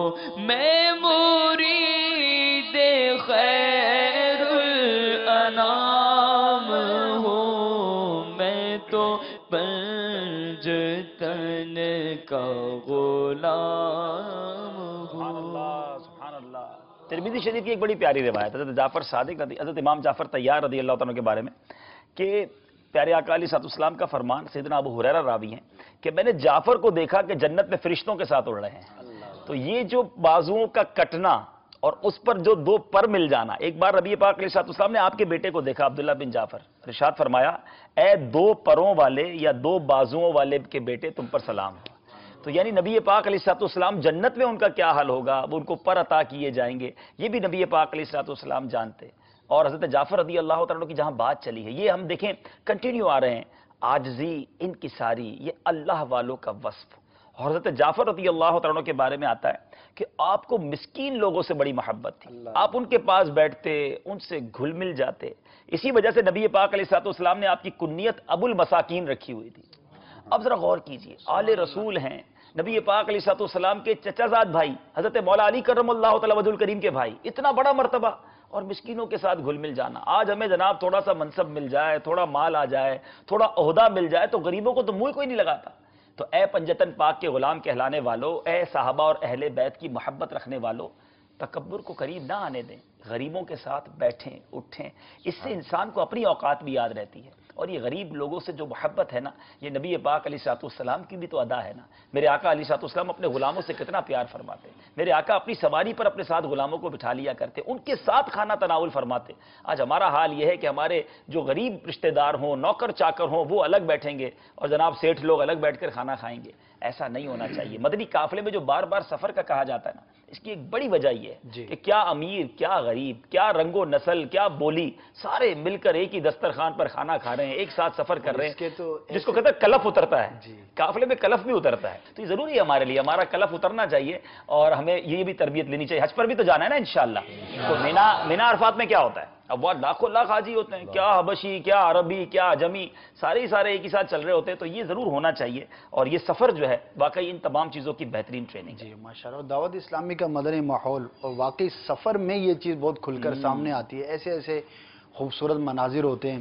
آپ کو تو بہت زیادہ تجربات ہوں گے کہ ایک ہی صف میں کبھی شافعی کے ساتھ کھڑے ہو کے آپ نماز پڑھ رہے ہیں، اچھا دیگر رنگ و نسل والے لوگوں کے ساتھ آپ نماز پڑھ رہے ہیں، دیگر زبانوں بولیوں والوں کے ساتھ. لیکن کیسا امیر علیہ سنت نے ایک لڑی میں پرو دیا ہے کہ وہ کسی بھی قوم کا شخص ہے، کرتا مدینہ ہی ہے، اس کا لباس وہی سنت کے مطابق نظر آئے گا. اچھا اصطلاحات ایک ساتھ ہیں، امامہ شریف اس نے ایک جیسا بندھا ہوا ہے. تو یعنی ایک اتنی لباس کو دیکھ لیں نا اسد بھائی. اب اگر مثال کے طور پہ لوگ کہتے ہیں یار ایک لباس کیوں پہنتے ہیں دعوت اسلامی والے؟ اب کروڑوں لوگ وابستہ ہیں. اب ہم ہی جتنے یہاں بیٹھے ہیں ان میں کوئی ماشاءاللہ کروڑوں پتی ہوگا، کوئی غریب بھی ہوگا. اب سب کا لباس ایک جیسے تو کوئی احساس کمتری بھی نہیں. اب امیر ہوتا تو وہ بڑے شاہانہ لباس پہن کے آتا، غریب ہوتا بیچارہ وہ دیکھ کے دل کڑتا رہتا.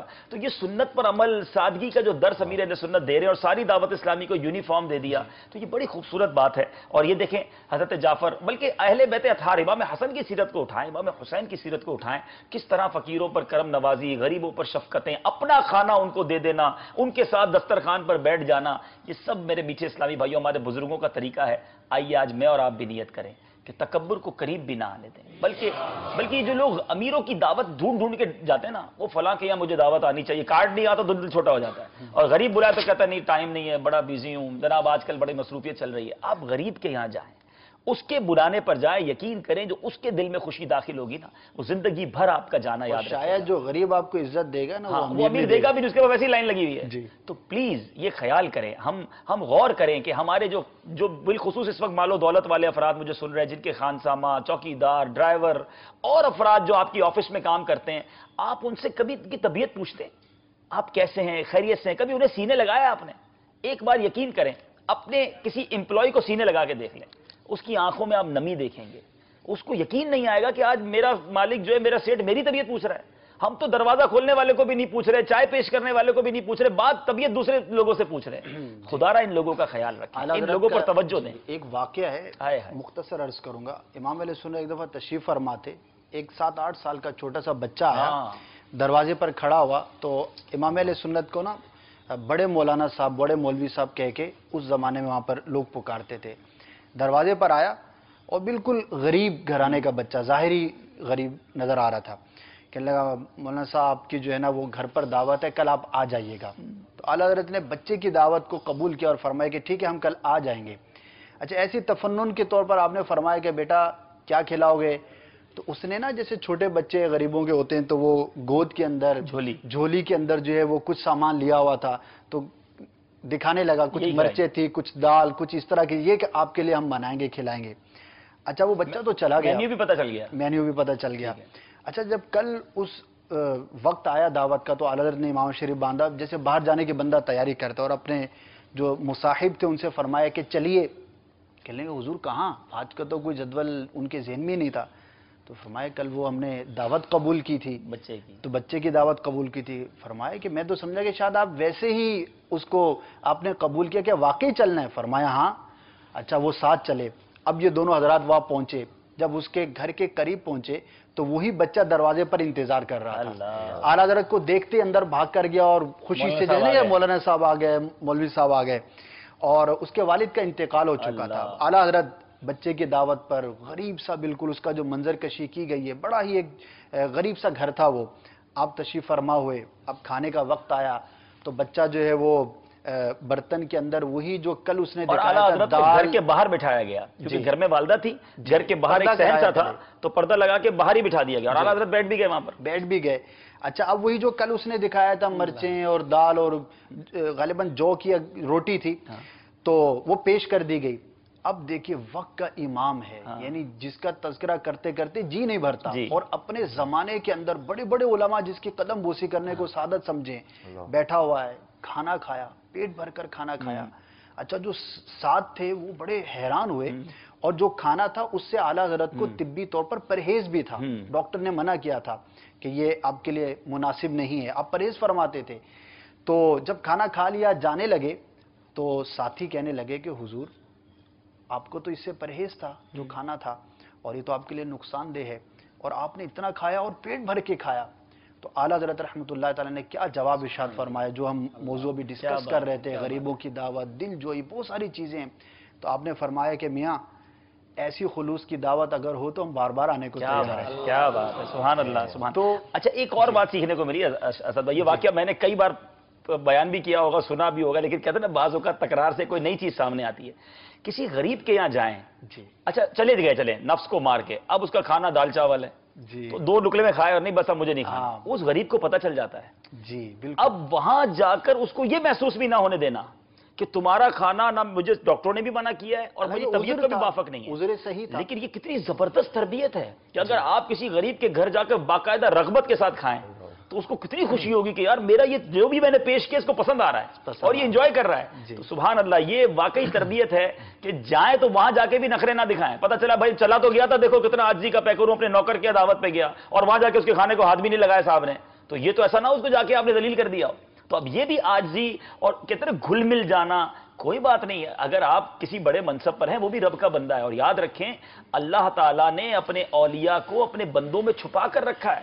کیا معلوم جو آج آپ کا امپلائی ہے وہی اللہ کا ولی ہو اور اس کی دعا لگ جائے ہمارا بیڑا پار ہو جائے. سب کے ساتھ اچھا برتاؤ, سب کی عزت آپ کرتے رہیں, انشاءاللہ برکتیں لوٹتے چلے جائیں گے. بہت سارے اہل بیت اطہار ہیں, سرکار علیہ الصلوۃ والسلام کے 2 مبارک چچا, سبحان اللہ, ان کا تذکرہ بھی ہم سنیں گے. لیکن آئیے جو ہمارا مدنی گلدستہ تھا وہ ریڈی ہو گیا ہے, پہلے وہ دیکھ لیتے ہیں. صلو علی الحبیب صلی اللہ تعالی علی محمد صلی اللہ علیہ وسلم. میرے پیارے اسلامی بھائیوں, ایک نئی جگہ, تاریخی جگہ اور مبارک جگہ ہمارے ساتھ. آپ یہ بورڈ دیکھ سکتے ہیں, یہ ٹاپ کاپی میوزیم دنیا کا مشہور و معروف میوزیم ہے. ویسے دنیا کے میوزیمز میں بادشاہوں کی یادگاریں اور دنیا کے تاریخی چیزیں ہوتی ہیں, لیکن اس میوزیم کی خاص بات یہ ہے کہ اس میوزیم کے اندر, اس عجائب گھر کے اندر میرے آقا مدینے والے مصطفیٰ صلی اللہ تعالی علیہ وسلم, انبیاء کرام اور صحابہ کرام کے تبرکات ہیں. اچھی نیتوں کے ساتھ تبرکات کی برکتیں لوٹنے کے لیے ہم یہاں حاضر ہوئے ہیں. اندر چلتے ہیں اور وہاں جا کر آپ کو وہاں کے تبرکات دکھاتے ہیں. صلو علی الحبیب صلی اللہ تعالی علی محمد صلی اللہ علیہ وسلم. یہ مقامات مقدسہ یہ مقامات مقدسہ اللہ والوں سے ہے جو وابستہ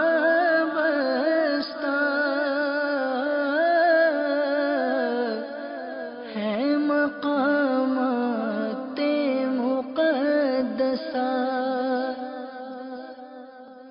یہ ٹاپ کاپی میوزیم کا مین انٹرنس گیٹ ہے اور یہاں اب ہم پہنچے اور انشاءاللہ اندر جا رہے ہیں تبرکات کی زیارت کرنے کے لیے. صلو علی الحبیب صلی اللہ تعالی علی محمد صلی اللہ علیہ وسلم. آپ دیکھ رہے ہوں گے اس وقت اب جو 3 مبارک تلواریں ہیں, حضرت عمار بن یاسر رضی اللہ عنہ, یہ وہی عمار بن یاسر ہے جو اسلام کی راہ میں سب سے زیادہ جن کو تکالیف دی گئی, آل یاسر, یہ ان میں سے عمار بن یاسر ہے. یہ ان کی پہلی تلوار ہے اور یہ تلوار حضرت جعفر طیار, سبحان اللہ, اسلامی لشکروں کے سپہ سالار رہے, بہت زیادہ بہادر صحابی, یہ ان کی جو ہے وہ تلوار ہے. اور حضرت خالد بن ولید, سبحان اللہ, وہ لشکر کے سپہ سالار, عظیم سپہ سالار, جن کی تاریخ ہم پڑھتے ہیں, جنہوں نے دنیا پر پوری دنیا پر اسلامی حکومت کے لیے جو انہوں نے جد و جہد کی ساری دنیا جانتی ہے. ایسے سپہ سالار سیف اللہ, سیف الرسول, اور وہ میرے پیارے اسلامی بھائیوں ہمارے سامنے ان کی تلوار ہے. یہ وہی خالد بن ولید ہے جن کی ٹوپی مبارک میں سرکار علیہ الصلوۃ والسلام کا منہ مبارک ہوا کرتا اور فرماتے وہی منہ مبارک کی برکت ہے جس کی وجہ سے خالد جو ہے وہ جنگ جیتا کرتا ہے. یہ حضرت ابو بکر رضی اللہ تعالیٰ عنہ, حضرت عمر رضی اللہ تعالیٰ عنہ, سبحان اللہ, شیخین کریمین کی مبارک تلواریں ہیں. سبحان اللہ, سبحان اللہ. اللہ تعالیٰ ان تلواروں کی برکت سے ہماری مغفرت فرمائے, ہمیں بھی راہ خدا میں قربانی دینا نصیب فرمائے. اب دیکھ رہے ہیں پیارے آقا علیہ الصلوۃ والسلام کی مبارک تلوار, سبحان اللہ, سبحان اللہ. میرے آقا کو کتنی بار قدم میرے آقا کے ہاتھ مبارک کو چوما ہوگا. اور تینوں تلواریں ہیں اور اوپر والا جو ہے یہ تیر ہے, تیر نا, سبحان اللہ, سبحان اللہ. مصطفیٰ کریم علیہ الصلوۃ والسلام کے مبارک ہاتھوں میں آئی ہوئی یہ تلواریں, سبحان اللہ. آپ دیکھیں کتنی خوبصورت ہیں, اور کیوں خوبصورت نہ ہو, نبی کے ہاتھوں کو چھوما ہے. سبحان اللہ, سبحان اللہ. شہنشاہ کونین کے استعمال میں رہیں. اللہ تعالیٰ ان مبارک تبرکات کے صدقے ہم سب کی مغفرت فرمائے, مدنی چینل کے ناظرین کی بھی مغفرت فرمائے. سبحان اللہ. یہ پیالہ وہ ہے جو اس میں میرے آقا علیہ الصلوۃ والسلام نے, سبحان اللہ, پانی پیا. اللہ اللہ اللہ اللہ تعالیٰ اس پیالے کی برکتیں ہم سب کو عطا فرمائے. سرکار کے ہاتھوں جام کوثر پینا نصیب فرمائے. آقا کے ہاتھوں محشر کے دن کوثر کے جام ہم سب کو عطا ہوں. سبحان اللہ, کتنے خوش نصیب ہیں ہم اس مبارک مقام پر. اللہ تعالیٰ ہم سب کے گناہوں کو معاف فرمائے. اگلا جو تبرکات ہے میرے آقا علیہ السلام کے مبارک بال ہیں. سبحان اللہ سبحان اللہ. ہم سیاہ کاروں پہ یا رب تپش محشر میں سایہ افغن ہو تیرے پیارے کے پیارے کے سو. سبحان اللہ. اب ہم پہنچے ہیں بی بی فاطمہ رضی اللہ تعالی عنہا. سبحان اللہ, جس مصلی پر نماز فرماتی. آئے ہائے ماشاء اللہ. آپ دیکھیں یہ رگ آف حضرت فاطمہ, پریئر رگ. ہاں, یعنی آپ دیکھ سکتے ہیں کہ اس پہ ماشاءاللہ کتنی پیارے چیزیں لکھی ہوئی, اور یہاں اس پر عبادت فرمایا بی بی فاطمہ رضی اللہ تعالی عنہا. آپ اس کا نظارہ کیجیے. سبحان اللہ سبحان اللہ. خاتون جنت کا مبارک مصلی بھی دیکھا. اسلامی بہنیں غور کر لیجئے کہ آپ نماز کی کتنی پابند ہیں. خاتون جنت کا جب تذکرہ ہوا تھا تو ہم نے پردے کے بارے میں بھی سنا تھا.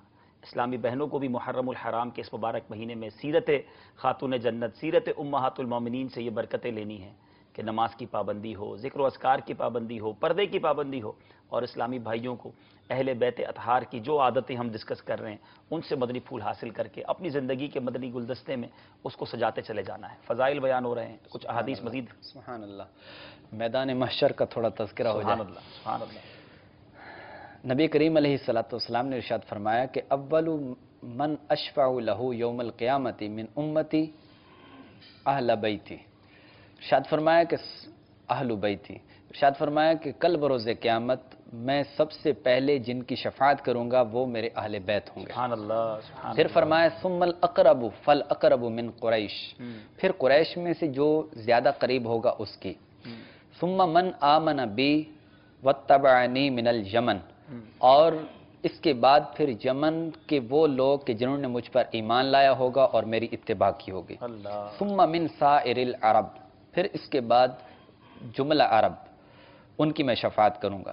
ثم الاعاجم, پھر اس کے بعد عجمی یعنی عرب سے جو ہٹ کے ہیں ان کی شفاعت کروں گا. ومن اشفع له اولا افضل, اور ارشاد فرمایا کہ میں جس کی پہلے شفاعت کروں گا وہ افضل ہوگا. یعنی اہل بیت کی چونکہ سب سے پہلے شفاعت کروں گا تو وہ افضل لوگ ہیں. یہ ہے میدان محشر کے اندر سرکار دو عالم صلی اللہ علیہ وسلم کی شفاعت کرنا. اب ہے پل صراط پر چلیے. مولا علی مشکل کشا شیر خدا رضی اللہ تعالیٰ عنہ روایت کرتے ہیں کہ اثبتکم علی الصراط اشدکم حبا لاہل بیتی ولاصحابی.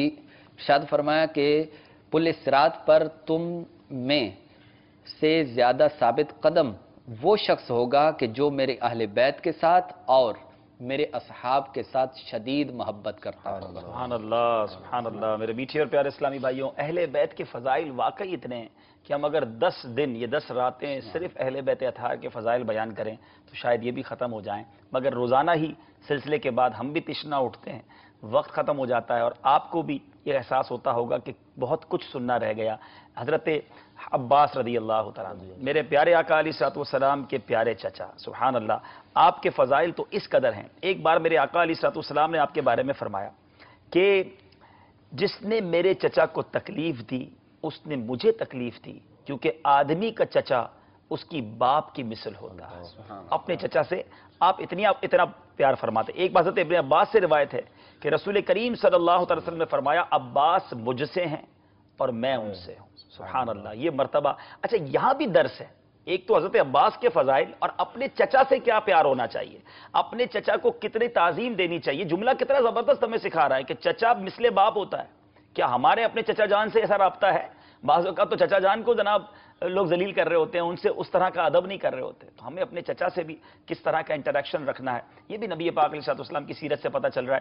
آپ کے وسیلے سے تو بارش کی دعائیں مانگی جاتی ہیں. بہت ہی مشہور واقعہ ہے. جی بالکل. امیر المومنین سیدنا عمر فاروق اعظم رضی اللہ تعالیٰ عنہ کے دور خلافت میں جب شدید قحط سالی ہوئی اور لوگ خشک سالی کی وجہ سے بےتاب ہو گئے تو وہ امیر المومنین حضرت عمر فاروق اعظم رضی اللہ تعالیٰ عنہ کی بارگاہ میں حاضر ہوئے اور نماز استسقاء کے لیے مدینہ منورہ سے باہر میدان میں تشریف لے گئے. اور ایک صحابہ کرام کا ایک ہجوم تھا, کئی صحابہ کرام اس مجمع میں اس جماعت میں شریک تھے. اس وقت امیر المومنین سیدنا عمر فاروق اعظم رضی اللہ تعالیٰ عنہ نے حضرت عباس رضی اللہ تعالیٰ عنہ کا بازو تھام کر انہیں آگے اٹھایا اور ان کو اپنے آگے کھڑا کر کے اس طرح دعا مانگی کہ یا اللہ پہلے جب ہم لوگ قحط میں مبتلا ہوتے تھے تو تیرے نبی کے وسیلے سے ہم بارش کی دعائیں مانگتے تھے، تو تو ہم کو بارش عطا فرماتا تھا، مگر آج ہم تیرے نبی صلی اللہ تعالی علیہ وسلم کے چچا کو وسیلہ بنا کر دعا مانگتے ہیں، لہذا تو ہمیں بارش عطا کر دے۔ پھر جب حضرت عباس رضی اللہ تعالیٰ انہوں نے بھی بارش کے لیے دعا مانگی تو ایسی بارش ہوئی کہ لوگ جب واپس پلٹے تو گھٹنوں پانی بارش کی وجہ سے اس میں لوٹتے ہوئے گھروں کو واپس حاضر ہوئے، اور کیسے خوش عقیدہ تھے، کوئی جذبہ مسرت میں حضرت عباس رضی اللہ تعالیٰ کے چادر کو چومتے، ان کے جسم سے اپنا ہاتھ مس کرتے، کیسے خوش عقیدہ۔ یہ صحابہ اکرام علیہم الرضوان کا انداز بتایا جائے۔ سنیے میرے ناظرین، یہ کوئی اور قوم کی بات نہیں ہو رہی، صحابہ اکرام کا دور ہے، اور آپ کو آگے کر کے یہ دعا مانگی جا رہی ہے کہ یا اللہ پہلے ہم نبی پاک کے وسیلے سے دعا مانگتے تھے، آج ان کے چچا کے وسیلے سے دعا مانگ رہے ہیں۔ تو وسیلے سے دعا مانگنا، بزرگوں کا وسیلہ اللہ کی بارگاہ میں پیش کرنا، اور پھر رب کی طرف سے اس دعا کا قبول ہو جانا، اب اور کون سی دلیلیں چاہیے؟ تو بہرحال یہ اللہ والوں کا طریقہ، صحابہ کرام علیہم الرضوان کا طریقہ ہے، الحمدللہ ہمارے عقیدے کا بھی اظہار ہو رہا ہے۔ بڑا دلچسپ ایک واقعہ حضرت عباس اور حضرت عمر فاروق رضی اللہ عنہ کا، مسجد نبوی شریف کے قریب ان کا گھر تھا، حضرت عباس رضی اللہ عنہ کا۔ تو آپ کا ایک پرنالہ تھا، وہ پرنالہ، اور وہاں سے پانی جب بارش برستی اور پانی نیچے آتا تو حضرت عمر فاروق رضی اللہ عنہ نے ایک مرتبہ جب بارش برسی آپ نے دیکھا کہ نمازیوں کے وہ کپڑوں پر چھینٹے پڑتے ہیں، تو آپ نے کیا کیا کہ آپ نے اس پرنالے کو اکھاڑ دیا۔ حضرت عباس رضی اللہ تعالیٰ عنہ جب آپ واپس آئے، آپ نے دیکھا تو لوگوں سے پوچھا کہ کس نے اس کو اکھاڑا ہے، تو انہوں نے عرض کیا کہ حضور یہ حضرت عمر فاروق رضی اللہ عنہ نے ایسا کیا۔ آپ رضی اللہ عنہ گئے عمر فاروق رضی اللہ عنہ کی بارگاہ میں اور کہا کہ حضور یہ جو آپ نے پرنالہ اکھاڑا ہے تو یہ نبی کریم صلی اللہ علیہ وسلم نے اپنے ہاتھ سے لگایا تھا، چونکہ اپنے ہاتھ سے لگایا تھا میں بھی محسوس کر رہا تھا، اس سے تکلیف ہوتی ہے، لیکن سرکار نے چونکہ لگایا تھا اس وجہ سے میں نے اس کو اکھاڑنا گوارا نہیں کیا۔ اب جیسے ہی حضرت عمر فاروق رضی اللہ عنہ نے یہ سنا، آپ نے کہا کہ حضور آپ چلیں، اب میرے کندھے ہوں گے اور آپ کے پاؤں ہوں گے اور آپ اس پرنالے کو دوبارہ سے تعمیر کریں۔ امیر المؤمنین ہو کر پھر حضرت عباس رضی اللہ عنہ آپ کے کندھوں پر سوار ہوئے اور حضرت عمر فاروق رضی اللہ تعالیٰ عنہ کے کندھوں پر سوار ہو کر انہوں نے پرنالے کی دوبارہ تعمیر کی۔ صحابہ کرام کی کیسی محبت تھی آپس میں، یہ جو انٹریکشن ہے یہ بھی سمجھنے والا ہے کہ حضرت عمر رضی اللہ تعالیٰ عنہ کو حضرت عباس سے کیسا پیار کہ آپ کا وسیلہ اللہ کی بارگاہ میں پیش کریں۔ انشاءاللہ اس پر آج کچھ مدنی پھول عرض کرنے ہیں کہ صحابہ کرام اور اہل بیت اطہار کا آپس میں پیار کیسا، آپس میں تعلق کیسا تھا۔ مگر ایک چچا کی بات ہوئی ہے تو ایک مبارک چچا، بلکہ نبی پاک علیہ الصلوۃ والسلام خود فرماتے کہ میرے چچاؤں میں، یعنی نبی پاک علیہ الصلوۃ والسلام کے تمام چچاؤں میں سب سے بہتر حمزہ ہیں، سید الشہداء حضرت حمزہ رضی اللہ تعالیٰ عنہ ہیں۔ سبحان اللہ، یہ وہ عظیم ہستی ہے میرے میٹھے اسلامی بھائیوں جن سے میرے آقا علیہ الصلوۃ والسلام بڑا پیار فرماتے۔ حضرت عبداللہ ابن مسعود رضی اللہ تعالیٰ عنہ سے روایت ہے، احد شریف میں جب سید الشہداء سیدنا حمزہ رضی اللہ تعالیٰ عنہ شہید ہوئے، آپ کہتے ہیں کہ میں نے رسول کریم علیہ الصلوۃ والسلام کو کبھی ایسے آنسو بہاتے نہ دیکھا جیسے حضرت حمزہ کی شہادت پر آپ کے آنسو تھے۔ آپ ان کے جنازے پر اس قدر روئے کہ آپ کو غش آ گیا۔ آپ نے فرمایا اے حمزہ، اے رسول اللہ کے چچا، اے اللہ کے شیر اور اس کے رسول کے شیر، اے نیکیاں کرنے والے، اے سختیاں جھیلنے والے حمزہ، اے رسول اللہ کے روئے انور کو گھلانے والے، اے میرے میٹھے اور پیارے اسلامی بھائیوں، ایک اور جگہ میرے آقا علیہ الصلوۃ والسلام فرماتے ہیں اس ذات کی قسم جس کے قبضے میں میری جان ہے، اللہ تعالیٰ نے 7ویں آسمان پر لکھا ہوا ہے کہ حمزہ اسد اللہ اور اسد الرسول ہیں۔ اے میرے میٹھے اسلامی بھائیوں، ان کی وہ شان ہے۔ اللہ تعالیٰ سے دعا کرتے ہیں، مبارک راتے ہیں کہ اللہ تعالیٰ ہم سب کو مدینہ منورہ کی بار بار حاضری عطا فرمائے۔ سید الشہداء سیدنا حمزہ رضی اللہ تعالیٰ عنہ کے مزار پر بار بار حاضری عطا فرمائے۔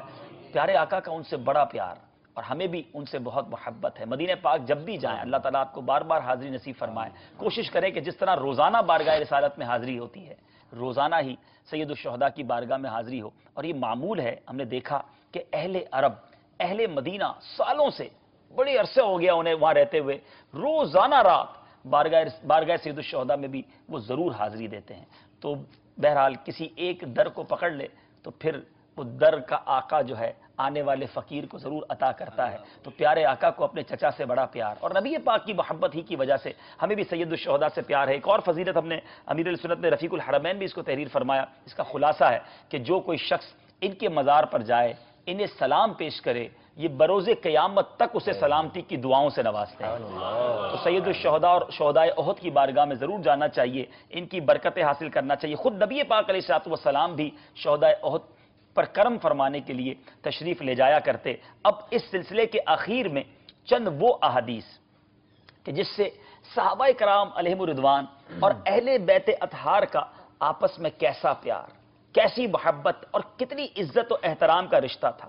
حضرت سیدہ عائشہ رضی اللہ تعالی عنہا سے، خاتون ہمارے امی حضور ہیں، ان سے جب پوچھا جاتا کہ لوگوں میں نبی پاک علیہ الصلوۃ والسلام کو سب سے زیادہ پیارا کون تھا، آپ فرماتی فاطمہ۔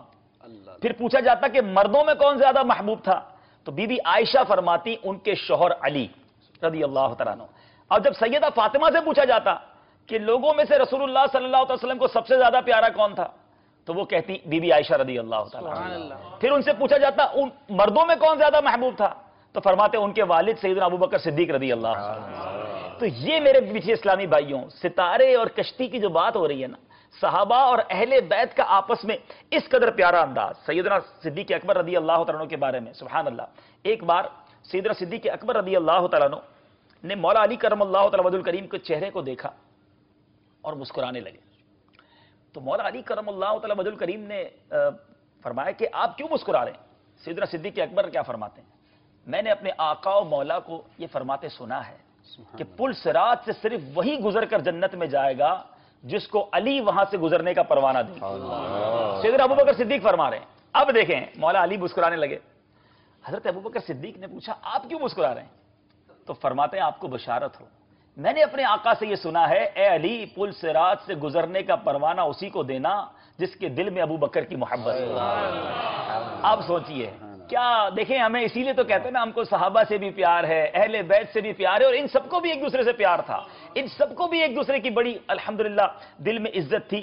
ایک بار سیدنا مولا حضرت عمر رضی اللہ تعالیٰ عنہ کا آپ کو واقعہ سناؤں کہ حضرت عمر رضی اللہ تعالیٰ عنہ کو جب یہ خبر ملی کہ حضرت علی فرماتے ہیں، یہ جو روایت ہے نا، ہم نے جب حضرت عمر کا تذکرہ سنا تھا کہ حضرت عمر اہل جنت کے چراغ ہیں، سراج اہل الجنہ، تو آپ کو جب یہ پتا چلا کہ مولا علی یہ روایت کرتے ہیں، انہوں نے آقا سے سنا ہے، تو حضرت عمر اپنے کچھ احباب کو لے کر حضرت علی کے گھر تشریف لے گئے۔ کہتے ہیں اے علی کیا تم نے سنا ہے کہ آقا و مولا نے مجھے اہل جنت کا چراغ فرمایا ہے؟ تو حضرت علی کہتے ہیں ہاں میں نے خود سنا ہے۔ تو حضرت عمر نے کیا فرمایا، اے علی اگر آپ نے یہ حدیث سنی ہے نا تو مجھے ذرا تحریر کر کے دے دیجیے، اپنے ہاتھ سے لکھ کر دے دیجیے۔ مولا علی کرم اللہ تعالی وجہ الکریم نے اپنے ہاتھ سے کیا لکھا کہ یہ وہ بات ہے جس کے ضامن علی ابن طالب ہیں۔ عمر بن خطاب کے لیے رسول اللہ صلی اللہ علیہ وسلم نے فرمایا کہ ان سے جبرائیل نے اور جبرائیل سے اللہ نے فرمایا عمر بن خطاب اہل جنت کے چراغ ہیں۔ سیدنا علی کی جب یہ تحریر مل گئی نا حضرت عمر کو، تو آپ نے اس کو سنبھال لیا اور وصیت فرمائی کہ جب میرا وصال ہو تو میرے کفن میں یہ ڈال دیں۔ چنانچہ آپ کی شہادت کے بعد وہ تحریر جو مولا علی نے لکھ کر دی تھی، حضرت عمر وہ تحریر اپنے ساتھ اپنے کفن میں لے کر گئے۔ آپ ذرا سوچئے میرے میٹھے اسلامی بھائی، کیا پیارا انداز، کیا پیارا میرے میٹھے اسلامی بھائی، آپس میں جس کو دوستی بھی کہیں، جس کو عزت و احترام بھی کہیں، جس کو ایک جو کہتے ہیں نا کہ جو ہمیں شریعت سکھاتی ہے ایک دوسرے کا احترام۔ اب ایک اور واقعہ دار قطنی میں ہے کہ دو بدو کسی بات پر جھگڑ پڑے اور حضرت عمر کے پاس آئے، تو حضرت عمر نے کہا کہ آپ حضرت علی سے ان کا فیصلہ کروا لیں۔ تو وہ کہتے ہیں، ان میں سے ایک بولتا ہے کہ نہیں یہ ہمارا فیصلہ نہیں کریں گے۔ تو حضرت عمر نے اس کا گریبان پکڑ لیا اور فرمایا تیرا برا ہو، تجھے علم ہے یہ کون ہے؟ یہ تیرے اور ہر مومن کے آقا ہیں، جس کے یہ آقا نہیں وہ مومن ہی نہیں ہے۔ اے میرے میٹھے اسلامی بھائیوں، حضرت عمر رضی اللہ تعالیٰ عنہ اور حضرت علی رضی اللہ تعالیٰ عنہ کا کیا پیار تھا، کیا احترام تھا۔ بہت بڑا باب ہے میرے پاس، اتنی احادیث ہیں کہ میں بیان کرتا چلا جاؤں۔ مولا علی کرم اللہ تعالیٰ وجہ الکریم کا ایک فرمان سنیں۔ سیدنا علی حضرات شیخین کو ایک دوسرے کی، حضرت شیخین اور حضرت علی یعنی شیخین کہا جاتا ہے حضرت ابوبکر صدیق اور حضرت عمر رضی اللہ تعالیٰ عنہ، یعنی یہ حضرات ایک دوسرے کی خوشی کو اپنی خوشی اور ایک دوسرے کے غم کو اپنا غم سمجھتے۔ حضرت علی جب نبی پاک علیہ الصلوۃ والسلام سے سیدہ فاطمہ رضی اللہ تعالیٰ عنہ کا رشتہ مانگنے کے لیے، حضرت علی کو کس نے قائل کیا؟ حضرت ابوبکر صدیق رضی اللہ تعالیٰ عنہ نے۔ اسی کتاب میں ایک کتاب میں مرقوم ہے کہ نبی کریم علیہ الصلوۃ والسلام نے سیدہ فاطمہ کی شادی کے لیے ضروری سامان خریدنے کے لیے صدیق اکبر رضی اللہ تعالیٰ کو ذمہ داری سونپی تھی۔ اس سے معلوم ہوا کہ صدیق اکبر رضی اللہ تعالیٰ کو خاندان نبوت سے کیسا قرب حاصل تھا۔ اور ایک بار حضرت عمر کی شہادت کے بعد، حضرت ابن عباس سے روایت ہے کہ حضرت عمر کی شہادت کے بعد میں ان کے جسم اقدس کے پاس کھڑا تھا، ایک صحابہ نے میرے کاندھے پر ہاتھ رکھا اور فرمایا اللہ تعالیٰ آپ پر رحم فرمائے، بے شک مجھے امید ہے کہ اللہ تعالیٰ آپ کو آپ کے دونوں دوستوں یعنی پیارے آقا علیہ الصلوۃ والسلام اور ابو بکر صدیق کا ساتھ عطا کرے گا، کیونکہ میں نے بارہا رسول اللہ کو یہ فرماتے سنا کہ میں تھا اور ابو بکر و عمر، میں نے یہ کہا اور ابو بکر و عمر نے، میں چلا اور ابو بکر و عمر، میں نکلا اور ابو بکر و عمر۔ کہتے جس شخص نے میرے کاندھے پر ہاتھ رکھ کے شیخین کے فضائل بیان کیے، حضرت عمر سے مخاطب ہو کر یہ کہا کہ آپ کو اللہ حضرت پیارے آقا علیہ الصلوۃ والسلام حضرت ابو بکر کا ساتھ ملے گا، جب میں نے مڑ کے دیکھا وہ کون تھے تو وہ مولا علی کرم اللہ تعالی وجہ الکریم تھے، تو پتہ چلا کہ ان سب کے دلوں میں کیسا پیار، کیسی یگانگت تھی، اور ہمارے دلوں میں بھی اہل سنت کا یہی عقیدہ ہے کہ ہم سب کا ان سے بے حد پیار ہے، احترام ہے، اور اسی برکت سے ہمارا بیڑا پار ہے۔ اہل سنت کا ہے بیڑا پار، اصحاب حضور، اہل سنت کا ہے بیڑا پار، اصحاب حضور، نجم ہے اور ناؤ ہے عطرت رسول اللہ کی، نجم ہے اور ناؤ ہے عطرت رسول اللہ کی۔ سبحان اللہ۔ میرے میٹھے اور پیارے اسلامی بھائیوں، سلسلے کا وقت اپنے اختتام کو پہنچا۔ آج کچھ عاشورہ کے دن ہم نے، کیونکہ کئی مقامات ایسے ہوں گے جہاں آج شب عاشور ہوگی، عاشورہ کے کچھ روزے کے فضائل بھی اگر بیان ہو جائیں تو عاشورہ کے دن جو اعمال کرنے ہیں وہ کچھ بیان فرما دیں۔ عاشورہ کی شب کی جو فضیلت ہے، جو رکعت نماز باپا نے تحریر فرمایا امیر علیہ سنت نے، وہ ہم سن لیتے ہیں۔ امیر علیہ سنت تحریر فرماتے ہیں کہ عاشورہ کی رات میں 4 رکعت نماز نفل اس ترتیب سے پڑھیں کہ ہر رکعت میں الحمد شریف کے بعد آیت الکرسی 1 بار اور سورہ اخلاص 3 بار پڑھیں، اور نماز سے فارغ ہو کر سورہ اخلاص بھی پڑھیں تو گناہوں سے پاک ہوگا اور بہشت کی بے انتہا نعمتیں ملیں گی۔ سبحان اللہ۔ 4 رکعتیں پڑھنی ہیں، الحمد شریف، اس کے بعد آیت الکرسی 1 بار اور سورہ اخلاص 3 بار، اور نماز سے فارغ ہونے کے بعد 100 مرتبہ سورہ اخلاص پڑھیں، انشاءاللہ عز و جل جنت کی بے شمار نعمتیں حاصل ہوں گی۔ اور یوم عاشور کا جو روزہ ہے اس کے بے شمار فضائل، نبی پاک علیہ الصلوۃ والسلام کا فرمان